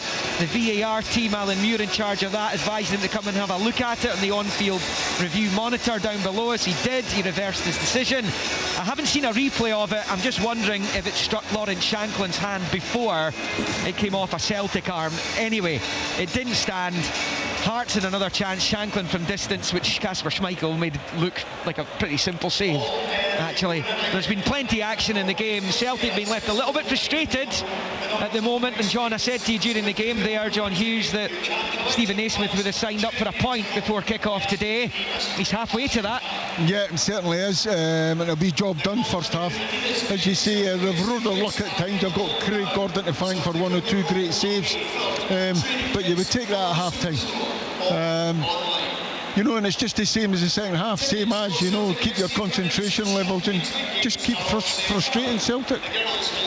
Right, I can give you a little bit more clarity, Kenny, just before I hand back on the VAR decision there. So the referee initially thought the defender's arm was outstretched and the ball travelled far enough to deem it a handball. Once it was reviewed, it was deemed the arm was in a normal position. It didn't travel far enough and hits too high on the arm for it to be a handball. So that is why Colin Stevens' initial decision to give Hearts a penalty was overturned. Stays 0-0 then at Celtic Park at the break. Good stuff. And the guys don't have any pictures there, any replays. We've got them in the studio, Michael. You called it right away. The correct decision reached eventually. Yeah, obviously hearing Liam's explanation there as well, it's good to hear, because it sort of rings rings true with what we sort of saw and what we thought. So it's good to see that the referees are recognising that. So I think it was the correct call. If it's hit him too far on the arm, up the arm, to be considered a handball, you don't need the other stuff. Yep. You don't need proximity. You don't need outstretched arm. You know. It's not a handball because hit him too far up the arm. But also, as you guys were saying, to be fair, the referee could see why in real time he gave that decision, the correct decision. Good transparency, good clarity, very good. Right, okay, and I say we get some criticism from one of our listeners there today saying to us that soft, Kenny, have we? We've gone a bit soft, but that'll change. I think things will happen in the second half. So let's then continue around the grounds and get to Pittodrie, where the good times just continue, Willie Miller. They do, Kenny. It's been a really good game of football. 17,155 fans here to enjoy it as well, and the Dons took the lead in 28 minutes. It's been tight. It hasn't been one-sided. I think Aberdeen have been the better team. They've created what little chances that have been created in the game, but it's went end to end. And something to say about this season's football, it's more direct in a good way. You know, I think most of the teams that I've watched want to get the ball as forward as quickly as possible, and that leads to exciting, attractive football, and I think the fans benefit from that, rather than this, you know, centre backs playing it to each other, midfield players deciding to go back the way instead of forward, taking defenders on. So that's what we've had in the first half. It's been a good game of football. Motherwell are not out it in any shape or form. They played an attacking formation with the three up top, but very few chances. The game is raged from end to end, and that 28 minutes, what a goal it was from Papa Gay, picking the ball up in his own half. I think it was Paul McGinney went back, and he didn't just go by him. I mean, he zoomed past him. He gave over the space of 10 yards. He must have had a gap of 6 or 7 yards. It was incredible turbo-paced run from Papa Gay, but he still had a lot of work to do. I think the Motherwell defenders could have closed him down as he galloped in. He took the ball from the wide area in the park and onto his right foot, and I'm thinking myself, if this ends up in the back of the net, it's quite sensational, and that's exactly where it ended up. Could have played it to the far post. They decided to go for the near post. It was precision. It came off the inside of the post and nestled in the back of the net to give Aberdeen the lead. The game then, since then has followed the same kind of pattern, both teams having a go at each other. Aberdeen definitely the better team in the first half, got the goal. That 1-0 lead, they're well deserving of it, but I'm still saying that Motherwell are not out it. They look as though they've got a lot of fighting spirit in the camp, and I'm expecting a high pressure, high tempo second half. Good stuff. What was the crowd there? 17,155. So there's still over 3,000 empty seats. See when we won. No, just to give you some information, when we won a European Cup, I think our crowds were about 18,000 average. Yeah, and I think this isn't a game, Michael, that you'd expect over 17,000 at Pittodrie. I would. Coming up. Would you? the way Aberdeen are playing. It doesn't really matter. I think the initiative that the club has actually worked on to get the crowds in, they deserve a lot of credit. The red shed is packed. That makes a huge difference as well. Also, the flags in the Dick Donald stand look great. Yeah. I mean, the whole atmosphere. And what about the pyrotechnics? What a surprise that was. Fireworks at Pittodrie. You're supposed to frown on those, Willie, but fireworks on the park, no doubt at all. Going great guns under Jimmy Tilleen. Let's now move on to Easter Road. Hibs at home to St Johnstone. What's happening, Alan? Just after that report for Willie there, it's been decent stuff. St Johnstone played well, almost done the job on Hibs, and until a minute before half time, but early on in the game, Cadden was clean through. Nicky Cadden that is, and he had left foot shot just wide of the target. Then it was Chris Clark with a shot well saved. Nicky Clark, were well saved by the Hibs keeper. Matty Smith then had an effort into the side netting, and then Quan had a shot was just wet deflected wide. But the goal came in 46 minutes. It was a free kick right in front of the dugouts, hit diagonal. Ekpiteta with his header across, and there was Kucheravic with slightest of touches. St Johnstone had players on the line but couldn't keep it out to give Hibernian the half-time lead. Half-time score at Easter Road, Hibs 1, St Johnstone 0. They're already underway at Palmerston. Queen of the South are going 2-1 up at home to Arbroath. Reece Lyme, that goal in 48 minutes. It's been an eventful first half in Paisley, Rory Lloyd. Yeah, it's not a question of what's happening, it's what hasn't happened really. There's been red cards, penalties, goals, there's been everything really. Kilmarnock started brightly, however in 8 minutes they were undone. A cross by Brown on the left hand side, was headed in by Olasanya to make it 1-0 to the home side. 3 minutes later, Ndaba's volley from 30 yards was tipped over by Balcom, and from the following corner Armstrong made a run from the back post round the front near the penalty spot, and Kennedy picked him out and he managed via deflection to find the back of the net for one each. In 17 minutes Mandarin caught Finlay with an elbow. He then, a couple of minutes later, caught him with a tackle. Looked like a second yellow card. Very, very lucky boy not to see red, and he was swiftly substituted on 18 minutes, much to his frustration, but only himself to blame. 33 minutes, Armstrong hit the bar directly from a corner, and then on 40 minutes Kilmarnock conceded a penalty. I think it was Finlay with a handball. It was a Rooney shot which was deemed to be heading towards goal, and Finlay's arm was deemed to be away from his body. Therefore O'Hara stepped up and scored by his namesake O'Hara in the goals to make it 2-1 to St Mirren. In 47 minutes, a packed penalty area saw Sean Rooney drop to the ground, and Joe Wright was the culprit, and after a VAR check he was swiftly dismissed for their 4th red card of the domestic season, Kilmarnock. So at half time it is St Mirren 2, Kilmarnock 1. What a game. Yeah, sounds a cracker. We'll get a half time from John Robertson shortly. I'll bring you all the goal news from right across the country. A choice of listening once again on Sports and full commentary to come from Parkhead. Celtic at home to Hearts. Tuned to BBC Radio Scotland Digital, 810 medium wave, and BBC Radio Scotland Extra on BBC Sounds. For open all mics, you'll find that on 92 to 95 FM and BBC Radio Scotland on BBC Sounds. Both are live online at bbc.co.uk/Sport Scotland. Chance score! Open all mics on FM and BBC Sounds. Live on Sports Sound from BBC Radio Scotland. Welcome back to Open All Mics. It's been a really busy first half across the country. Plenty more to come. Let's get to Dingwall. Sounds it's been a great game there, John Robertson. It's been a really good encounter, and it's a goal early in the half and late in the half that had Ross County in a commanding position here. They could have gone ahead inside 3 minutes. They moved down the right hand side very swiftly. It was a great ball put in. Jordan White managed to get there. He stabbed the ball about a foot past McCracken's post, but it wasn't delayed long. Just 2 minutes later, County forced a corner. The ball was hit deep and high to the back edge of the 6-yard box, and there was Akil Wright to get up above the Dundee defence and bullet a header home. That allowed County to keep going forward, and they had another chance, and Randall cut in after 25 minutes, rifled one just past the post. Dundee were playing pretty football without really creating any chances, but they looked like they had equalised. And 34 minutes, a wonderful ball through by Silla found Simon Murray, and he does what Simon Murray does. First touch was great, second touch he rifled it home, but to his dismay and the County fans' delight, the ex-Ross County striker's goal was disallowed for a marginal offside. And then right on half-time, there's a little bit of a controversial moment. The ball was played in. It didn't seem to be as if Jordan White was going to get anywhere near the ball. However, the referee, Grant Irvin, was told by VAR to go and have a look at the screen, and he ruled, having seen it again, that Jordan White had been pulled back and gave the penalty. Having missed two before, they'd been right on the cusp of half-time. I'm sure Don Cowie and his coaching staff were a little bit nervous as Jordan White stood up, but he rolled it to the keeper's left. The keeper went to the right.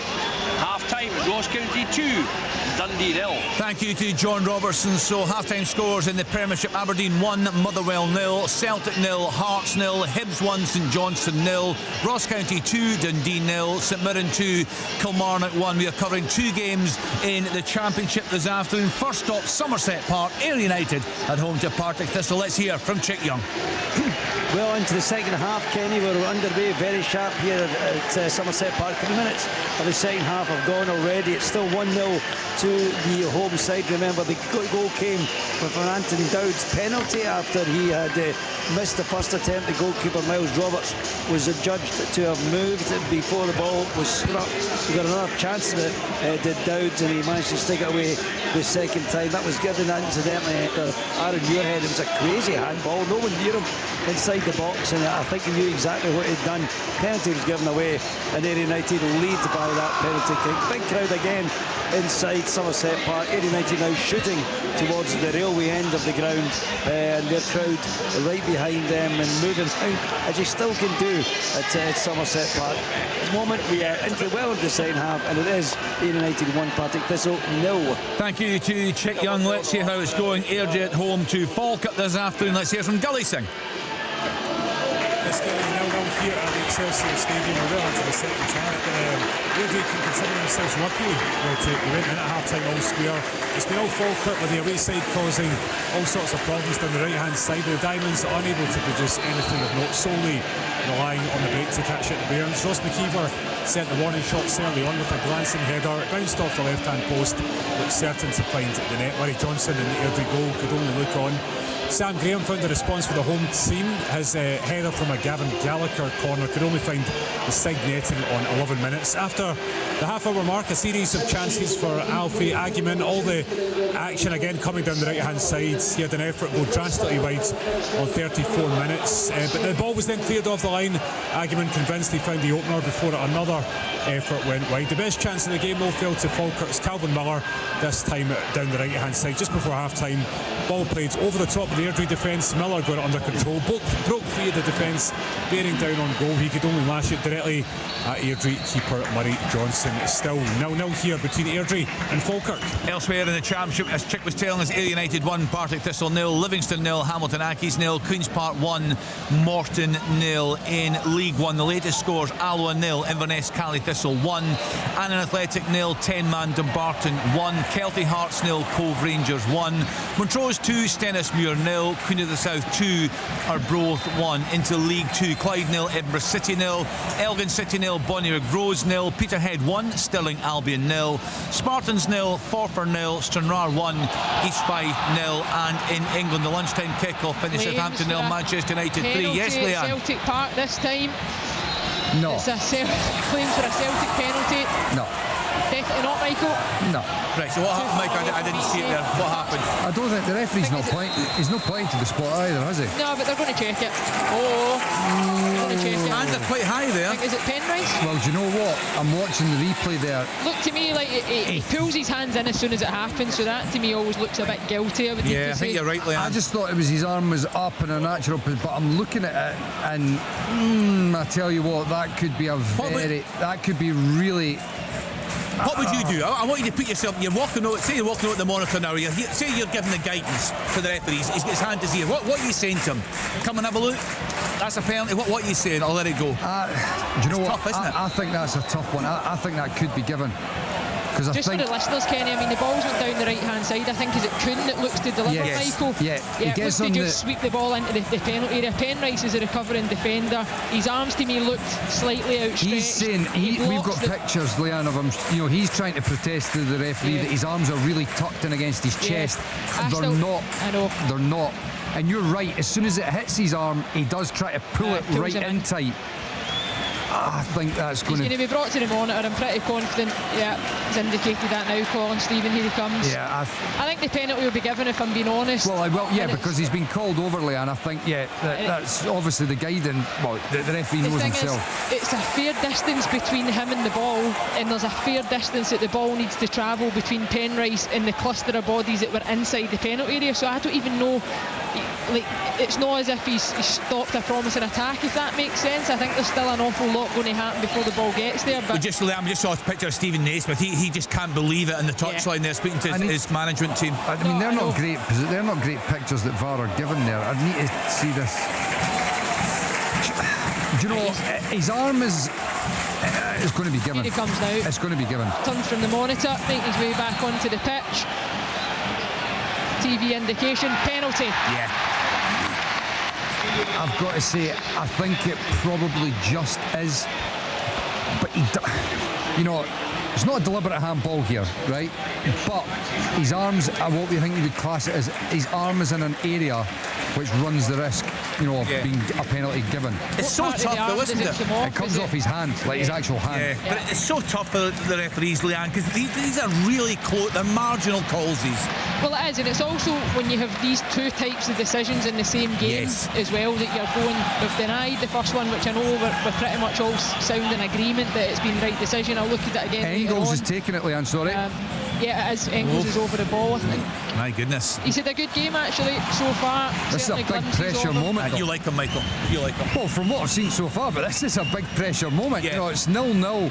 Controversial, decision in the first half not to give a penalty. Now it's been given to Celtic. He's up against Craig Gordon as well. Yeah, he's had a couple of big saves. Take it away, Leanne. Yeah, he's just stepping up now. Slight pause. Here we go on the run-up. Staggered. Yeah, there you go. I think that tells you he's hit the back of the net.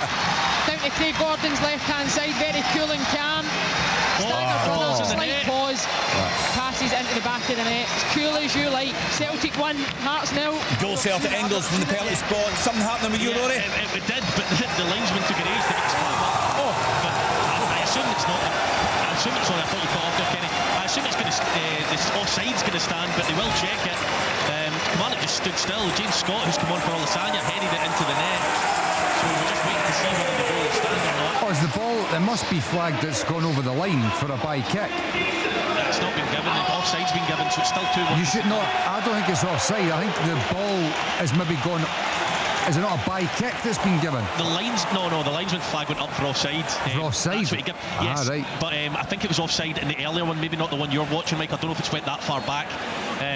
But certainly Kilmarnock players stood still. As we know, in recent weeks you should play the whistle, but they didn't, and they've once they got away with one if it's offside. But I think, Rory, I think it might have just been that the ball's gone over the byline. But I was going to say this, and you could tell me your thoughts on this, Rory. See, from Kilmarnock's perspective, they're going to be spitting feathers at this. When you think about Mandaron getting away with his second point, and also what actually ever came of the fact when Sean Rooney booted Vassell twice? Well, do you remember that incident? I got one look at it, so if you're confirming that did actually happen. He booted him twice. And he gave to that insult into injury. He actually gave St Mirren the free kick because Vassell was keeping the ball between his legs, which you're not allowed to do. But it certainly looked like he lashed out of him and kicked him twice. He gave the free kick to St Mirren. Obviously, since then he's sent Joe Wright off for striking the opponent between the legs, is what what I've heard. So nothing's went Kilmarnock's way, and Michael, they've actually not played particularly badly at all. So I've not seen Derek McInnes out of his dugout in the second half so far, which is we'll hear from him. Yes, the referee's about to book Larakesh for diving there. He does get bumped. It's one of those ones that anywhere else in the pitch he probably gets a free kick, but I think that the referee thinks they're trying to buy a penalty after a contentious one there, but Larakesh is not happy. That's not. Do you know what? For me, that's just a play on. There's a coming together. Yeah. It's not a penalty kick. Play on. Don't play book on. him, just It's not. It's not a booking. That to me is not a booking. No. Michael, I've not seen the incident at Parkhead yet, but one of my mates has texted me saying, is there a difference between that one today and Conor Barron's one at Tynecastle at the start of the season? That's a good question.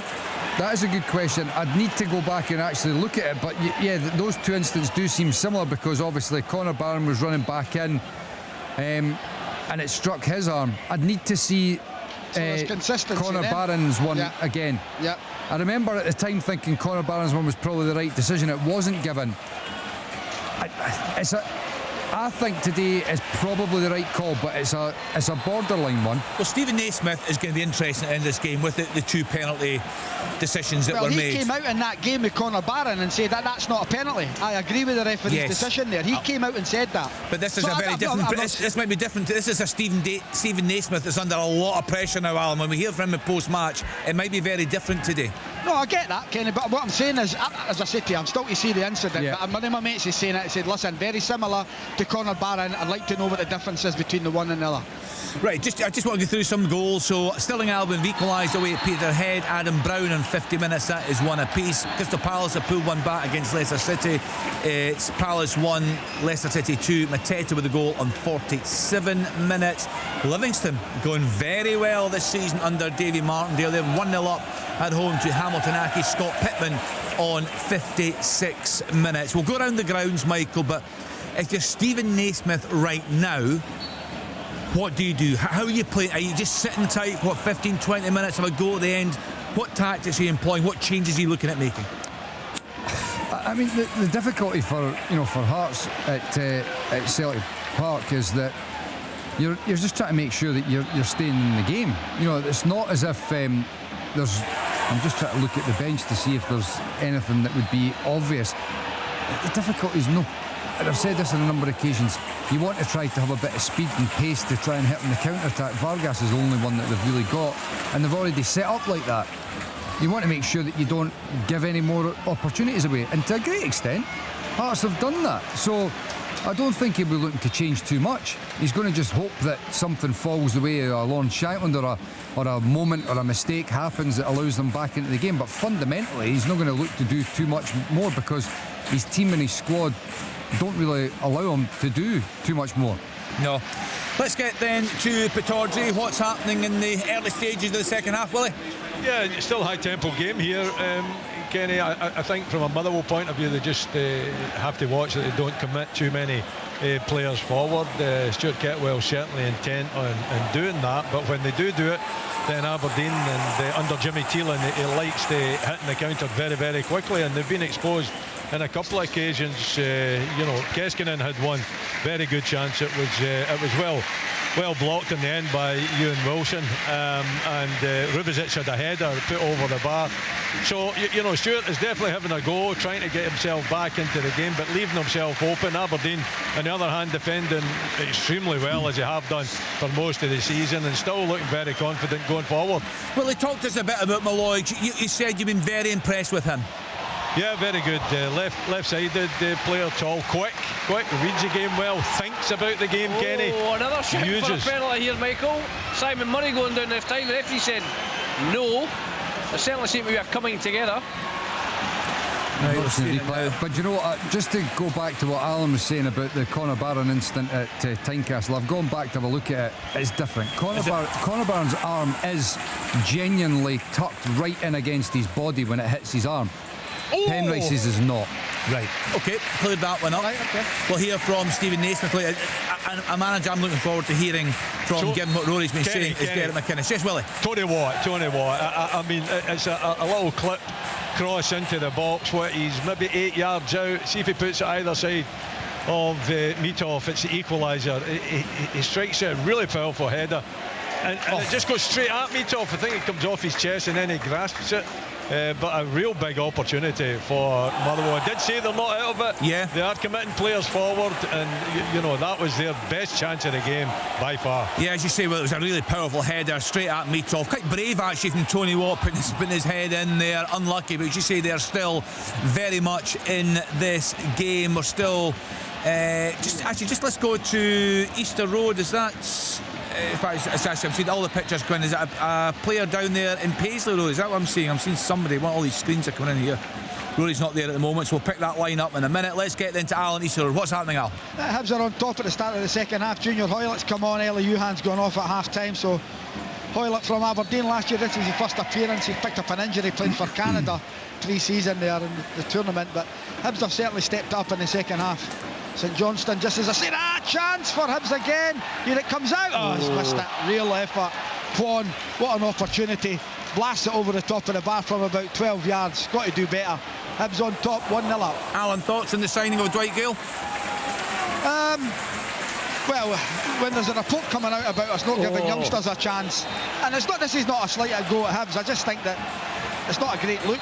I think he'll do well, actually. I think he'll do all right, but I just think, is there not a youngster you can give a chance to? We're blocking more youngsters coming through, but David Gray wants an experienced one in. He's trying to save his job, so yeah, fair enough on him, but is whether or not he's fit. I think he was at Derby, tore his hamstring in March, not played since. But if he's up to speed and fit, he's not stripped today, it could be a good acquisition for Hibs. I mean, the big problem for Hibs is obviously Kieran Bowie getting a serious hamstring injury. There's a good young Scottish player that I know obviously has not been brought through the ranks at the club, but they've brought him in. And he's going to be out for, I think they were talking about up to 4 months with this hamstring injury. So that's he's looked pretty good so far. Michael, I watched the game for the 21s. There was no one near him actually. It looks as if he was a bit of cramp to start with, and he just sat down. And it's a horrific injury for a young man. Chick, you want to come in there? There's an injury here as well. Anton Dowds was just in front of me. He had no one near him. The ball was in the air. He went up and he just caught a stud, I think, one leg in the air, caught a stud with his standing foot, twisted his knee, and he went down like a sniper had got him. No one near him. He's got himself back to speed. They've stopped the game.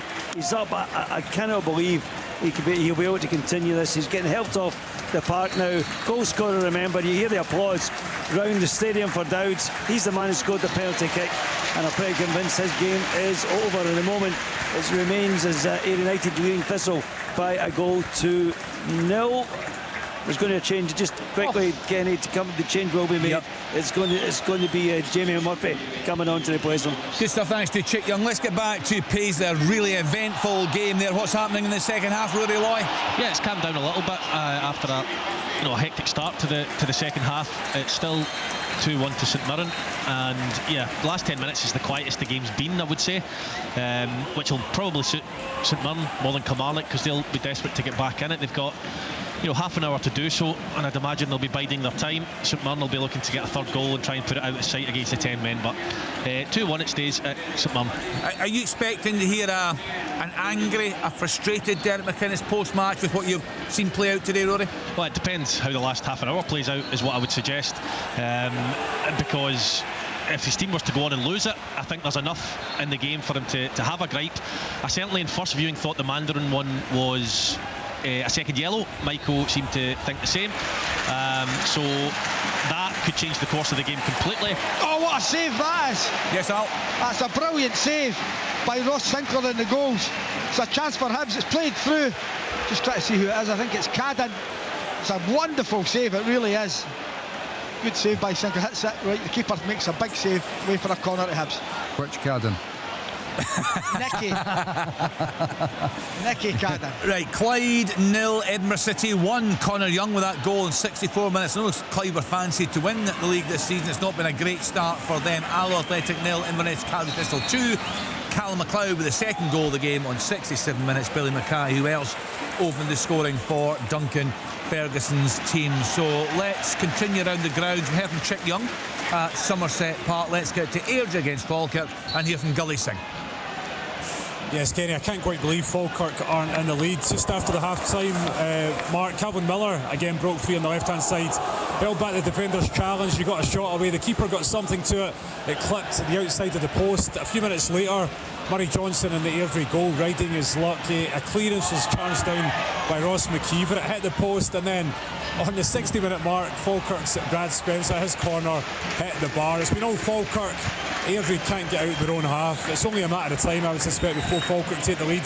But we shall see. 20 minutes to go here. Airdrie 0, Falkirk 0. Right, thanks to Gully Singh. I'm going to keep punting this because it's new for us today. So Kevin Smith has got in touch on X. Please tell Michael Stewart that Pittodrie's attendance is now under 20,000. It's about 19,000, and that will include a sparsely populated away end.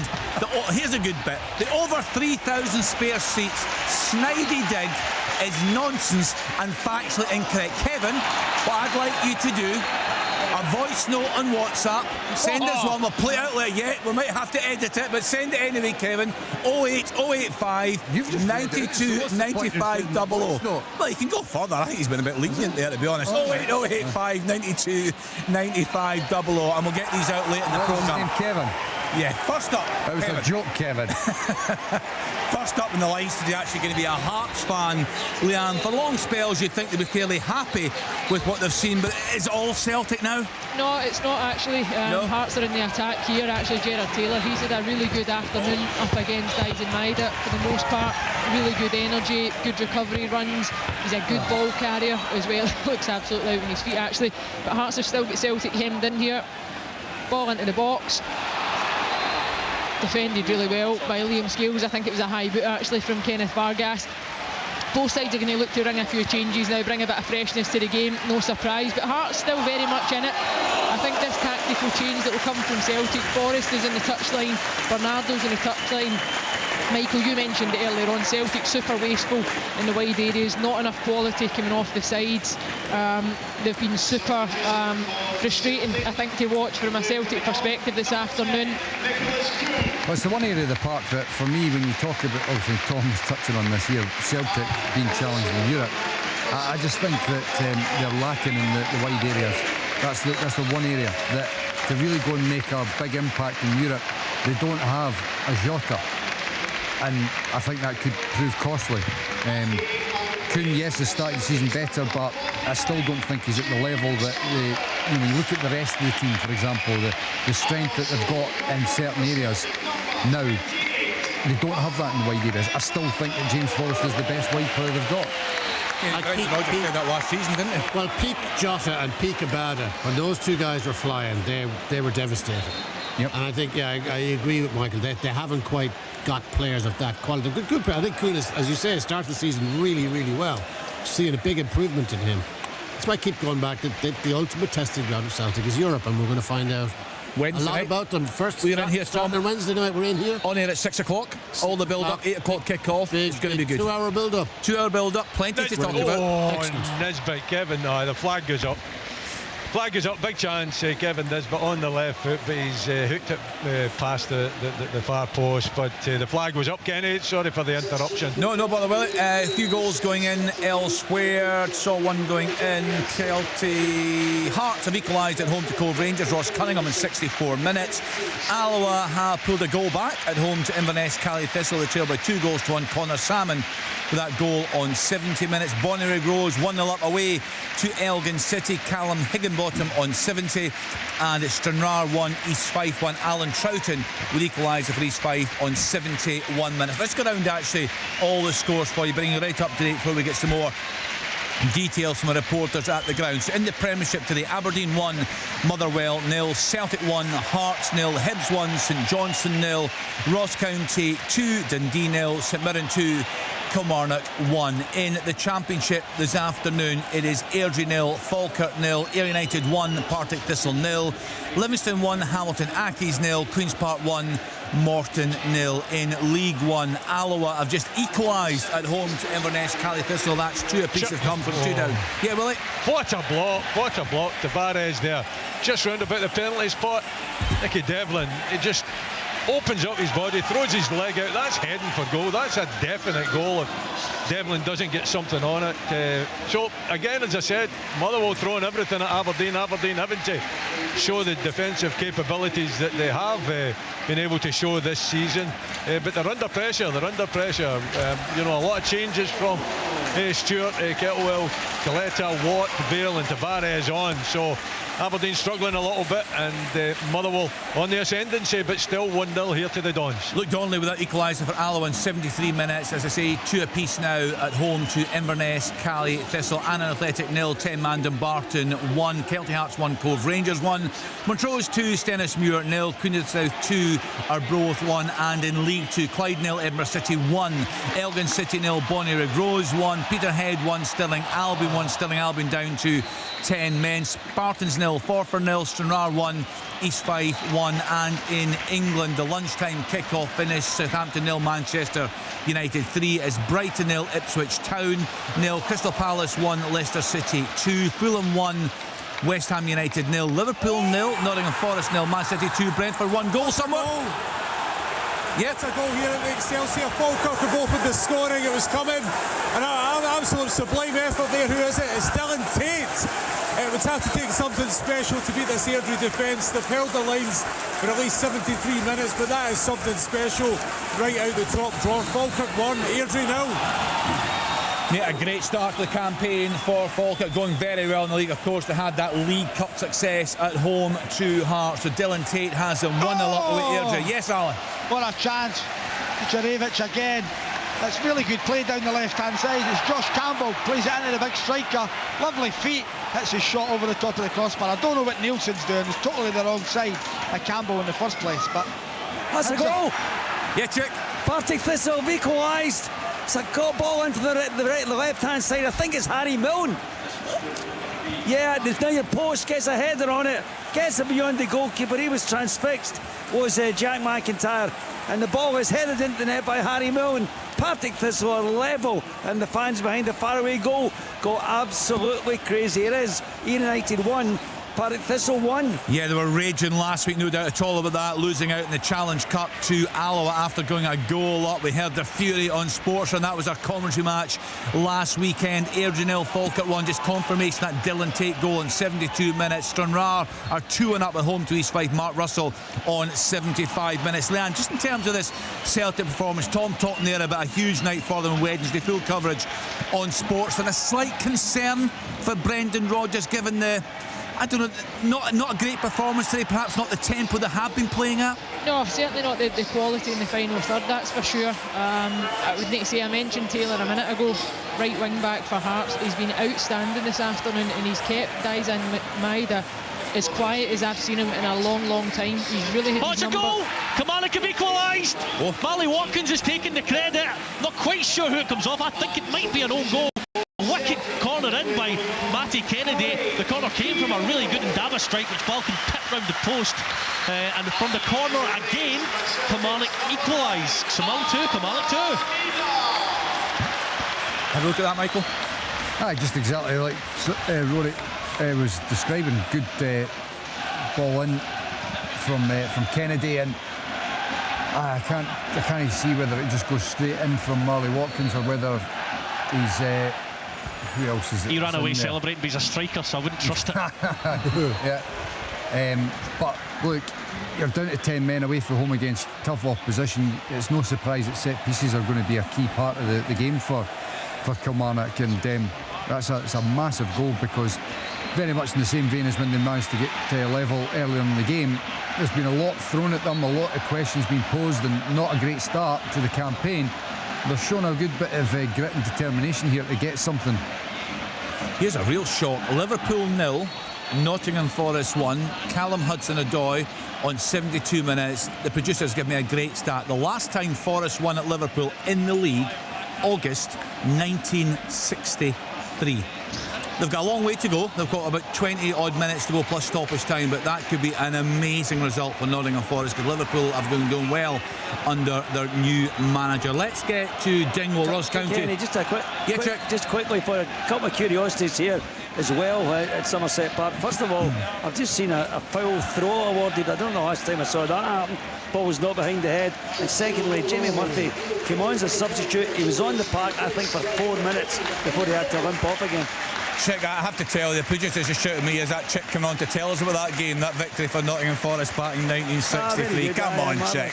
Come on. Yeah. How many years in the business now? Not in 1963, was a covering games. Right, that's come through as an Ayunga own goal. That's brought Kilmarnock level at St Mirren. So 2 apiece there. We'll hear from the manager's post-match. It's an interesting one. Some interesting decisions made by the officials there in that game in Paisley. It's been all to come on. 2-2. Kilmarnock didn't get a lot of game time under McInnes. That's another subplot to this ever-evolving story.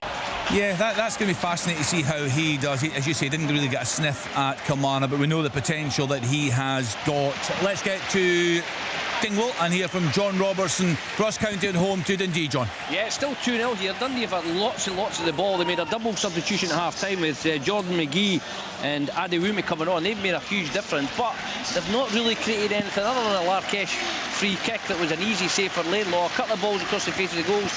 County are really defending solidly. They're all putting their bodies on the line. They're making sure they're protecting their keeper. It is all Dundee. Again, about 10 minutes ago, Tony Dockery went all in. He made a triple substitution, bringing on Curtis Main, Sammy Braybrook and Finlay Robertson, but County are still holding on. In fact, County nearly extended lead. Jordan White turned and smashed one from 20 yards. It brought a brilliant save out from McCracken. Still 2-0. Here's still a chance 20 for minutes to go though. Sinclair's out. Well done, the keeper is right out of his box. There's a corner to St Johnson. Really poor play by Kimpioka, giving it away. Hibs are away. The keeper comes out and saves the day. How's St John, with Craig Levine in the studio last week, Alan, he was quite happy with the squad he's put together. How have they performed this afternoon? They've been all right on the eye, but not creating much. Possession-wise, they're quite tidy. Created very, very little for Nicky Clark and Kimpioka up front. They missed Sidibe without a doubt. 4 games for him. He's got real raw pace, Sidibe. He's just a pest, and they'll miss him. So, but they've created not in the second half very, very little. Hibs deserve to be ahead.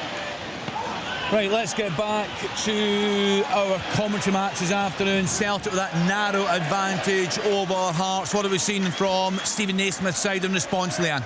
Well, it's a scrappy game, Kenny, put it that way. Here's Boyle through, he win it, he's got to square it! He puts it in the back of the net! Boyle's off the bench, scores a goal! Great finish from him, it's a lovely ball up the inside of the centre half. It comes out the keeper and Boyle just digs it over him into the back of the net. Lovely finish. 2-0 Hibs, 72 minutes to the clock. Yeah, we'll get Hibs fan joining us later in the programme. I was keen to hear what his thoughts were on the interviews given by Ian Gordon this week. David Gray, of course, such a legend at that football club. It's been a slow start this season, not an easy start this season, of course. They had games against Celtic in the league and in the cup, but they are ahead, 2 goals ahead now at home to St Johnstone. A long way back for Craig Levine's side there. Kenny, the last few minutes at Celtic Park, it has been unbelievable amount of poor passes and turnover. Yeah. End to end, it's end to end because the quality in the ball is so fair. Benny Leanne, is there any chance that Hearts are bringing on Superman? We'll need to bring somebody on. Benny Beringham's just I know he's getting I'm sure somebody said Clark Kent was on the bench. Yeah, I saw that one. It's astonishing. Listen, we've spoken about Benny Beringham at the top of the show today. He's just back from fitness. Now, I was looking at the clock. I expected him to depart around about the 60-minute mark. It didn't happen. Hearts then made a double change just around 70. Mr. Dramé, Cammy Devlin came on. Kenneth Vargas and George Grant went off. And Beringham, who has literally looked out on his feet for the last 15 minutes, has now just went down, holding to me which looks like a hamstring. He's going to receive a bit of treatment. They're going to ring the changes again, but it's risk-free reward for Naismith either. As we spoke about, Michael, you want him back and you want him fit. He's been brilliant today. For at least 60 minutes he's gave absolutely everything, but get him off the pitch, get fresh legs on a lot sooner because you're going to set him back. I mean, yeah, well, I couldn't agree more because, you know, I was saying it before the game, and I've got to be honest, I think he's performed a lot better than I was expecting because he hasn't kicked a ball all season. You just hope that it's... Sorry, I can hear you just... It's not a great line. Come in, Gully. Yeah, Falkirk have made it 2-0. It's Sean Mackey. He's just peeled away at the back post there. Saw it past Murray Johnson. All 3 points are now going away with Falkirk. It's Falkirk 2, Airdrie now. You'd hope that it's just maybe a bit of an impact, you know, sore knock that he's got, and he'll go off and he'll be fine rather than a muscular injury that would, you know, set him back too long. But yeah, I mean, as you're sort of approaching 80 odd minutes, you're thinking to yourself, you're shearing off. Just to protect them. It's in. It's in. It's a second for Aberdeen and a second for Papagay. Good work again by Morris down the right-hand side, and the strike was blocked. It popped up in the air, and that was Papagay at the back post just to nod it in somewhat, a yard perhaps off the line. But Morris coming on as a sub, but he did up at Dingwall as well, showing a great turn of pace, taking on full-backs, hitting the byline. Defensively very poor, but the speed that he goes at, but you know he's going to go wide, he's going to take you on the outside, so I don't see why defenders don't push him inside. He hits the byline and then it's difficult. It's Nicky Devlin that's up there, he has a strike, it pops up and it falls very kindly for Papagay to make it 2, and the full 3 points going Aberdeen's way by the looks of it. Yeah, just 2 things to say about that. I think he does it every time they score, but I see the manager, he goes and shakes hands or high-fives every single person on the Aberdeen bench. A nice touch on at half-time, he came back out high-fiving some of the youngsters there in the crowd. But also, Willie, Papa Gay really emerging as a regular player now for them. And Shayden Morris, who put the cross in, another one that looked about the picture but revitalised under the manager. I said Shayden Morris has always had the talent and the speed and the ability to go by players. It doesn't show it often enough, but you know, there are some players that do that. He's on the ball again, the pace that he's got and the directness, and he's got a trick or two as well. So yeah, he's been a bit part. He had a good start to the season. He was a regular early on, but now he's just fallen back to the bench. Well, it comes back to the clarity of the message for the manager. Yeah. Simplified his game. Look, exactly. that goal there is almost a mirror image of what happened at Dingwall. Shayden Morris comes off the bench, hits the byline, cuts it back, and Kevin Nisbet scores. This time the goalkeeper saved it. It's gone up in the air, and you've got Papa Gay knocking it at the back post. But that's it. It shows you the importance of having boys in the wide areas who want to go and take the defenders on. And if you've got pace, though, if you've got pace, use it. Yes. I mean, that's his weapon. But that so is many the boy's weapon. But what you just described before was he's always had it, but he's never actually understood or done it enough. The manager comes in, look, I want you to be in these areas, I want you to go and take the full back on. And there are plenty of people in the box as well. Yes. It just shows that they're on the front foot. I mean, it's impressive. And I think, Willie, do you think, apart from winning all these... You steady, Tom. Don't get too excited, Tom. I know. Don't get too excited. I have to calm down, Willie. I'm beginning to go. I'm beginning to go. Are they more entertaining? Kevin will be sending voice notes in a minute. They're obviously winning. They're winning all these games. Are they entertaining more? Because it seems to me that they are. They are. They're entertaining because it's simple football, Tom. You know, it's quick counter football. It's if you stand up an opponent, don't pass it back, don't pass it square, take him on. And he's asking these wide players, Keskinen. Now, Bejwin's coming on, a player that's been out of contention last season for whatever reason. He's got the same quality as what Morris has. You know, so is it entertaining? It's entertainment of the highest level. Absolute fortunes in pyrotechnics. I can't remember hearing Willie Miller so happy for years. I think I did. The day Neil Warnock left might have been up there. You're right, Kenny. You're right there. Yeah. Correct. But they're going really, really nice. Well, here's one. I throw this out to you guys. I like these sort of things. You're speaking about the pace of Papa Gay and Shayden Morris. Who would be the quickest players you face, Willie? I don't think Preston was that quick, was he? No, you didn't have to worry about that. I can shift. Don't worry about that. You can shift sideways. You could shift. Easy, Willie, easy. Chance. Yes, Leanne. Big chance for Hearts. Celtic have been so wasteful, and Hearts have been looking threatening, haven't they? Yeah, they're going to carry a threat right through it. Michael as well. Blair Spithlett was dangerous cross into the box. Yeah.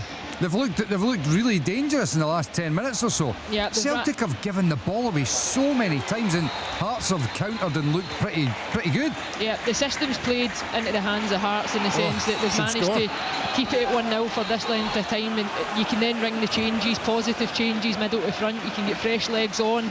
Looks like it's more a kind of back three, back four, certainly out of possession. You're pushing the wing back, right into the game. Hearts certainly look to me like they're going to push for this point. Celtic have lost control of the game. You know, they've just been loose in their possession. They've got so many players that have just lost the ball, allowed the counters to happen. They just need to calm the game down and make a few passes again, moving the ball around quickly. Why is it that Hearts' best performances this season have been against Celtic and Rangers? Well, look, the expectation's different. You're going away from home. First of all, you've got to try and make sure it's difficult to beat, which, without, belittling it, it can be easier to do that than trying to be, expansive and creative. We've got to check here. Hold on. Oh, no, it's play on. Sorry, there's a couple of rather high challenges there. I thought there might have been a red card coming out. Sorry for the interruption. Carry on, guys. Yes, they have had chances, but it comes from the basis of being difficult to beat. They've not had to dominate possession and make things happen. They've been able to, as the game's worn on, been more of a counter-attacking side. Now, most of the other games that Hearts are playing, that's not the way that the game's going to pan out. That's not what's going to be expected. They're going to be the ones that are expected to dominate the ball and create opportunities. And they've had a lot of the ball in the other games, but they've carried very little threat. So this game, as much as it's a positive, because it's going to be disappointing for them to lose another game and be 7 defeats on the spin. The performance has been better, but it's not one that you could say, that just needs to be replicated next week against St Mirren away. Yeah, they'll find it tough and pace. The Elgin City have equalised late on at home to Bonnyrigg Rose. It's 1 apiece. Ollie McDonald with a goal on 88 minutes. Let's then get to Paisley. That game very much on a knife edge, Rory. Yeah, as Kilmarnock are more than playing their part. At this stage, even though they've got 10 men, I couldn't call it. Fraser Murray's about to come on. I'd be surprised if we didn't see Bruce Anderson for the last kind of 5 minutes or so, but solely based on the fact that Kilmarnock look really good going forward. Structurally and defensively, they look good. St Mirren have had their moments, but they haven't really been able to get any flow to their game today. And Michael and Leanne talking about wingers doing their job and things. Danny Armstrong steals a lot of the headlines, but Matt Kennedy's been absolutely outstanding today. He's squared his full back up any chance he's had. He's caused problems, he's put balls into the box, his set plays have been good. A thoroughly entertaining game. Neither team probably deserve to lose, but I've just got a wee sneaky feeling there might be a winner on this for Sunday. Cove Rangers back in front away at Kelty Hearts. Blair Ewell on 86 minutes. Livingston cruising at home to Hamilton Accies. Robbie Muirhead on 87 minutes. That's his second it's in the back of the net, and the flag stays down. It's one back for Motherwell. Very swiftly on the break. The ball comes from the right hand side. They're just trying to see who it is that actually gets the touch. It is Ibai that gets a touch at the back post. The ball is drilled across the face of the goal. The flag stays down. He sneaks in at the back post. He gets a touch on it at that back post to give. It's very, very close. I'm telling you, it's very close. Here we go now. We're seeing it now. Yeah, we're seeing it now, Willie. No, he's on. He's on, is he? It's the close. Defender that goes back in the wide area to begin with is playing him on side. The other side of the park, yeah. Jack McKenzie, is it? I think it might be Nielsen. Number 6. Back. It's Nielsen. It's given, yeah. Goal given. 2-1. Right back in it. So a nervy ending there for the large 17,300 support. Yeah, it's just under 17,200 there. We just saw a picture there of the Motherwell fans who'd been the long journey up, so some hope for them in the latter stages of that game. Let's get to Dingwall. You were saying, John, it's a big week for Ross County. They're off to a flying start. Yep, if they hold on, there's 6 minutes plus stoppage time. Dundee are doing all the pressing, but they've made a couple of long-range efforts. Laidlaw's not had a difficult save to make. They've never really carved a good chance, and that's down to the fact, the same as they were against Aberdeen, Ross County have defended really, really well. They're throwing balls away. They're giving Don Cowie absolutely everything. They're determined to try and keep a clean sheet here. Dundee need to score. They need to score quickly. What about Hibs then this afternoon, Alan? Just as you came, Boyle almost scores. Since they brought Boyle on, real pace in the wider areas. Really good play by Boyle. Goes across the defender and then pulls the shot back across himself, just wide of the target. The keeper was right to the spot. Hibs deserve to be at least 2 up, should be more. Alan, I'm going to use a word that Michael uses a fair bit, identity. What would you say the identity of this Hibs team is? Do you think they look better under David Gray? No. I still think that defensively they're struggling. I think the 2 centre-halves have got mistakes in them. I like Cadden better than I like Miller at right back. They've just brought Miller on. I'm still not sure 100% on the keeper. So still not convinced, Kenny. Right. Peterhead 2, Stirling Albion 1. It's not what he was expecting. No, Rory McAllister with the goal. He got that award, of course, this week. 86 minutes, 2-1 up at home to Stirling Albion. Stirling Albion were down to 10 men. I see Morecambe. By the way, Kay, before you go any further, honestly, there is something in this game for Hearts. Celtic look all over the shop. I don't like interrupting Kenny in his updates and his moments, but Hearts are popping it for fun now since they've gone to the 4-2-3-1. But it does leave you open to just that transition, which is what's happening now. Celtic travelling with the ball in search for that second goal. It's going out to the right-hand side to Forrest. Does it feel nervy there, Leanne? He's come inside. It does feel nervy. Yeah, there it is. There's a goal. There's the second goal of the game. Job done. Look, McCowan it is. It's a sucker punch. Craig Gordon, I'm sorry. Everything that they put into the second half, certainly. Comes far too easily though. Picks up brilliant space just in and around the penalty area. He's got time to take his touch and set himself. He shapes it. Craig Gordon looks to me like he gets a decent contact on it. Michael tips onto the post, but it's not enough to keep it out. Celtic 2, Hearts 0. two things to say about that. A very special moment for Luke McCowan, of course, a Celtic fan. But the keeper has got to do so much better, Willie. Motherwell. I mean, that would have been a superb, sublime finish if it would have ended up in the back of the net. Takes on his left foot, tries to curl it towards the back post. Aberdeen really struggling. It just goes by that back post. A big opportunity. Listen, Stuart Kettlewell has thrown everything at this game. Aberdeen, I thought, looked comfortable at 2-0. No way, they're having to. 5 minutes as well added on. We're into the first of the 5 minutes. And Motherwell are going for it. Get the pyrotechnics back in the box. Well, Willie, when you're in the car after you've finished your business with us today, tune in to the latter part of Sports Sound. Some great memories, I'm sure, for you. Dave Cormack picking the music on Sports Sound tonight goes back to some very special occasions for Aberdeen and some key moments in general for Scottish football. And also, if you've got a point to make, we've got a WhatsApp line up and running today. Leave a voice note 08085 92 95 double. Alan, would you love that? Honestly, you would love that. Have we got instructions on how to do the voice note for Willie? And can you do it on the Samsung? There are other phones available. And there are other ways to get in touch as well. You can contact us next. A few people doing that today, Michael. Right.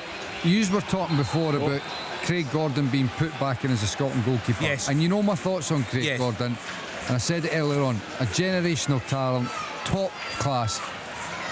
But he should have saved that. I thought that, but I've not seen a replay. He should have saved that. So then, just also put up 8 minutes of added on time here at Celtic Park. So then that falls into the category of he's had some big saves today, but he should have saved the second goal.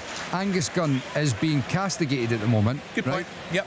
And yes, he's not as good a goalkeeper as Craig Gordon, but he is the future. Do you take the wind out his sails now?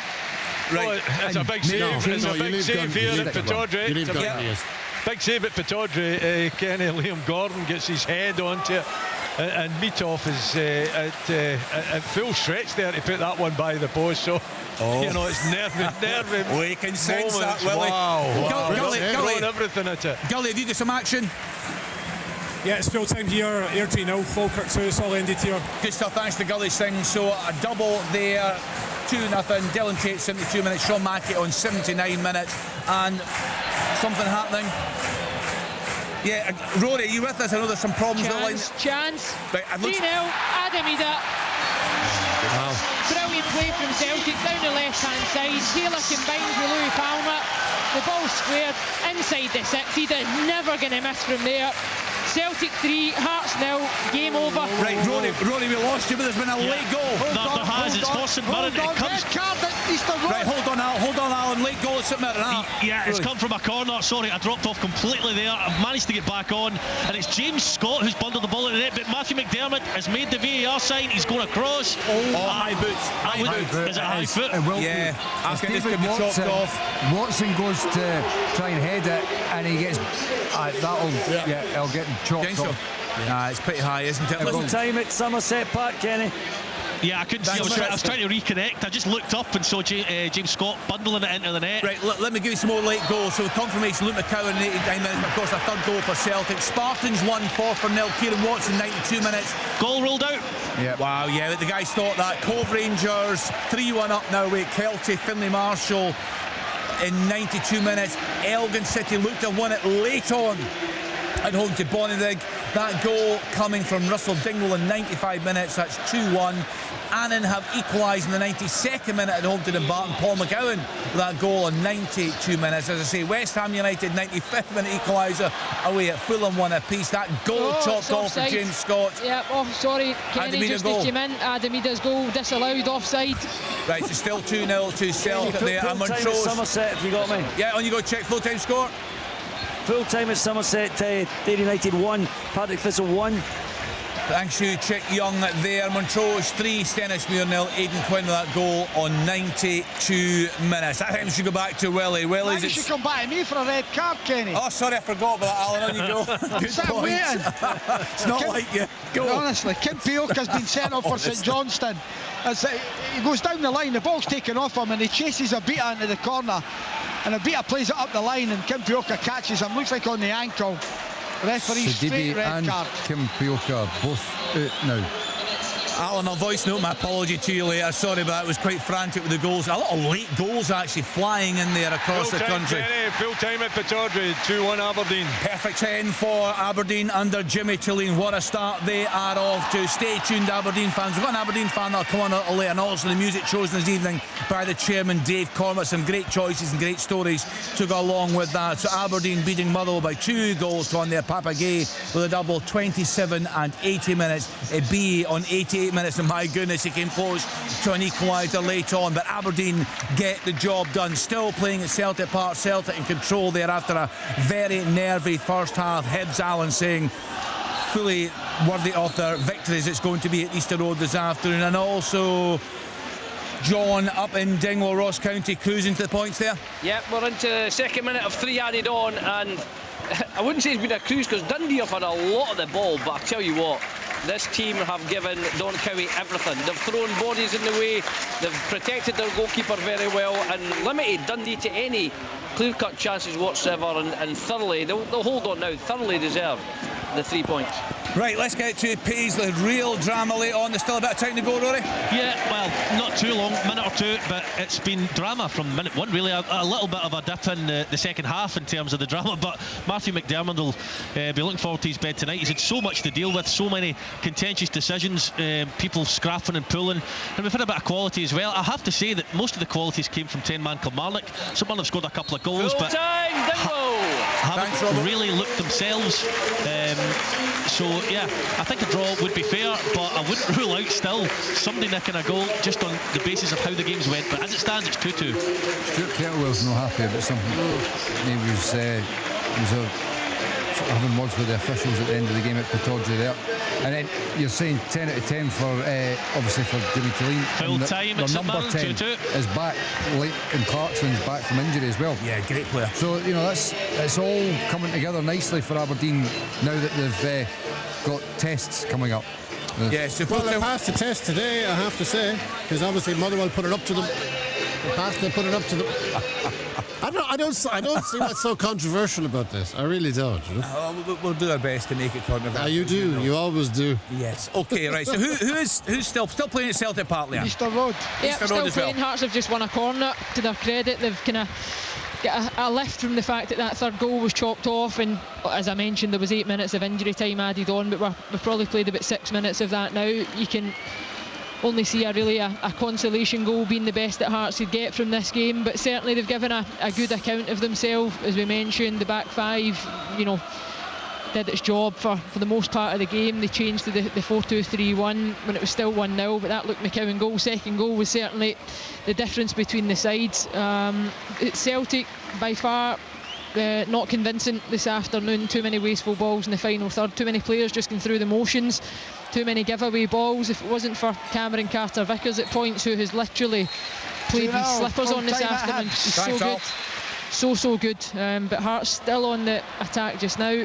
Alan Forrest has been down, he's looking for a penalty, but no chance. I think it's just a coming together, Michael. You can get a wee look at that, but it's another 3 points, and by the looks of things, another clean sheet for Celtic. Yeah, they've not been at their vintage best. They'll have to be so much better midweek. Full coverage of their opening game in the Champions League on Sports, and we get underway at 6 o'clock, so join us for that. You've had a wee look at that, Michael? I think it was a free kick. It was outside the box. Was it just outside, Michael? It was outside the box, but it was a foul, I think. I haven't looked at the replay there. It was outside the box, Alistair Johnson, and I think he fouls Alan Forrest there. Anyway, it's not given. But Leanne's absolutely spot on. Celtic have been pretty wasteful. They've not been at their best today. Credit to Hearts, they made themselves difficult to beat for a great part of the game. But it's looking at the bottom of the table for them tonight. Bottom of the table. Yeah. Bang on. 1 point in their opening 5 games. And only 2 goals scored. I mean, this is amazing. And as we were saying in the league, away to St Mirren, at home to Ross County, and then away to Aberdeen. That's going to be a real test for Stephen Naismith. Well, I don't know how many wins Stephen Naismith needs there, but he needs And he's got away to Minsk in the. And he's got Minsk as well. But Ross County, that's got to go down in the eyes of all the fans if they're looking at the future of Stephen Naismith. That's got to go down as a home win, albeit Ross County very impressive today. Has to be, and Ross County getting a couple of goals, which is not like them. But they'll get St Mirren before that, so that's not going to be easy. So it's a testing time. We'll hear from Stephen Naismith, a couple of big calls to the match officials in that game. We'll hear from him, and of course we'll hear from Brendan Rodgers. Just seeing Willie Miller, the Aberdeen players over celebrating with the fans there. Yeah, they enjoy that. They definitely got the red shed. Excited about the prospects of this season, although it was a very nervous end to this game, believe me. And Stuart Kettlewell deserves a lot of praise for the substitutions that he made too, and it really did cause Aberdeen issues, but I think throughout the game Aberdeen were the better team, created the better opportunities. Obviously Papa Gay is the main man here, but the fans and the players celebrating here at Pittodrie for another famous victory. Full time, Celtic Park, Celtic 2, Hearts 0. Yeah, you can see Brendan Rodgers shaking hands with the backroom team, and Callum McGregor. A nice picture there, congratulating Luke McCowan, his debut goal for Celtic, albeit it should have been stopped by Craig Gordon. I think there's some nice words there as well from Cammy Devlin to Luke McCowan. A very special moment for him. Welcome to listeners who've been on Region Wave today. Tom, they've been enjoying the commentary of that game at Celtic Park. Yeah, well, in fairness, Brendan Rodgers' new signings did their stuff today, didn't they? Ingles with the first, McCowan with the second, Ida with a third, but another new signing-ish. But obviously that was ruled out. But yeah, it was a tough battle for Celtic today, but they've come through it. And I say another clean sheet. That's the best clean sheet run since 1906. That's what Neil was saying earlier on. Yeah, fantastic. 5 wins, 5 clean sheets for Brendan Rodgers' side. We'll bring you the reaction to that. We'll hear from the managers. We'll get the thoughts. We'll go around the grounds a bit more detail on these full-time scores in the top flight this afternoon. 5 matches here, full coverage tomorrow of Dundee United at home to Rangers. We'll give you a classified score check after the news at 5 o'clock, and also get some fan reaction. Fans lined up, plenty for fans to say tonight. Of course, you can also send us a WhatsApp voice note. So lots more to come between now and 7 o'clock on BBC Sports Sound. Time now, though, for the news on BBC Radio Scotland at 2 minutes past 5. On digital radio,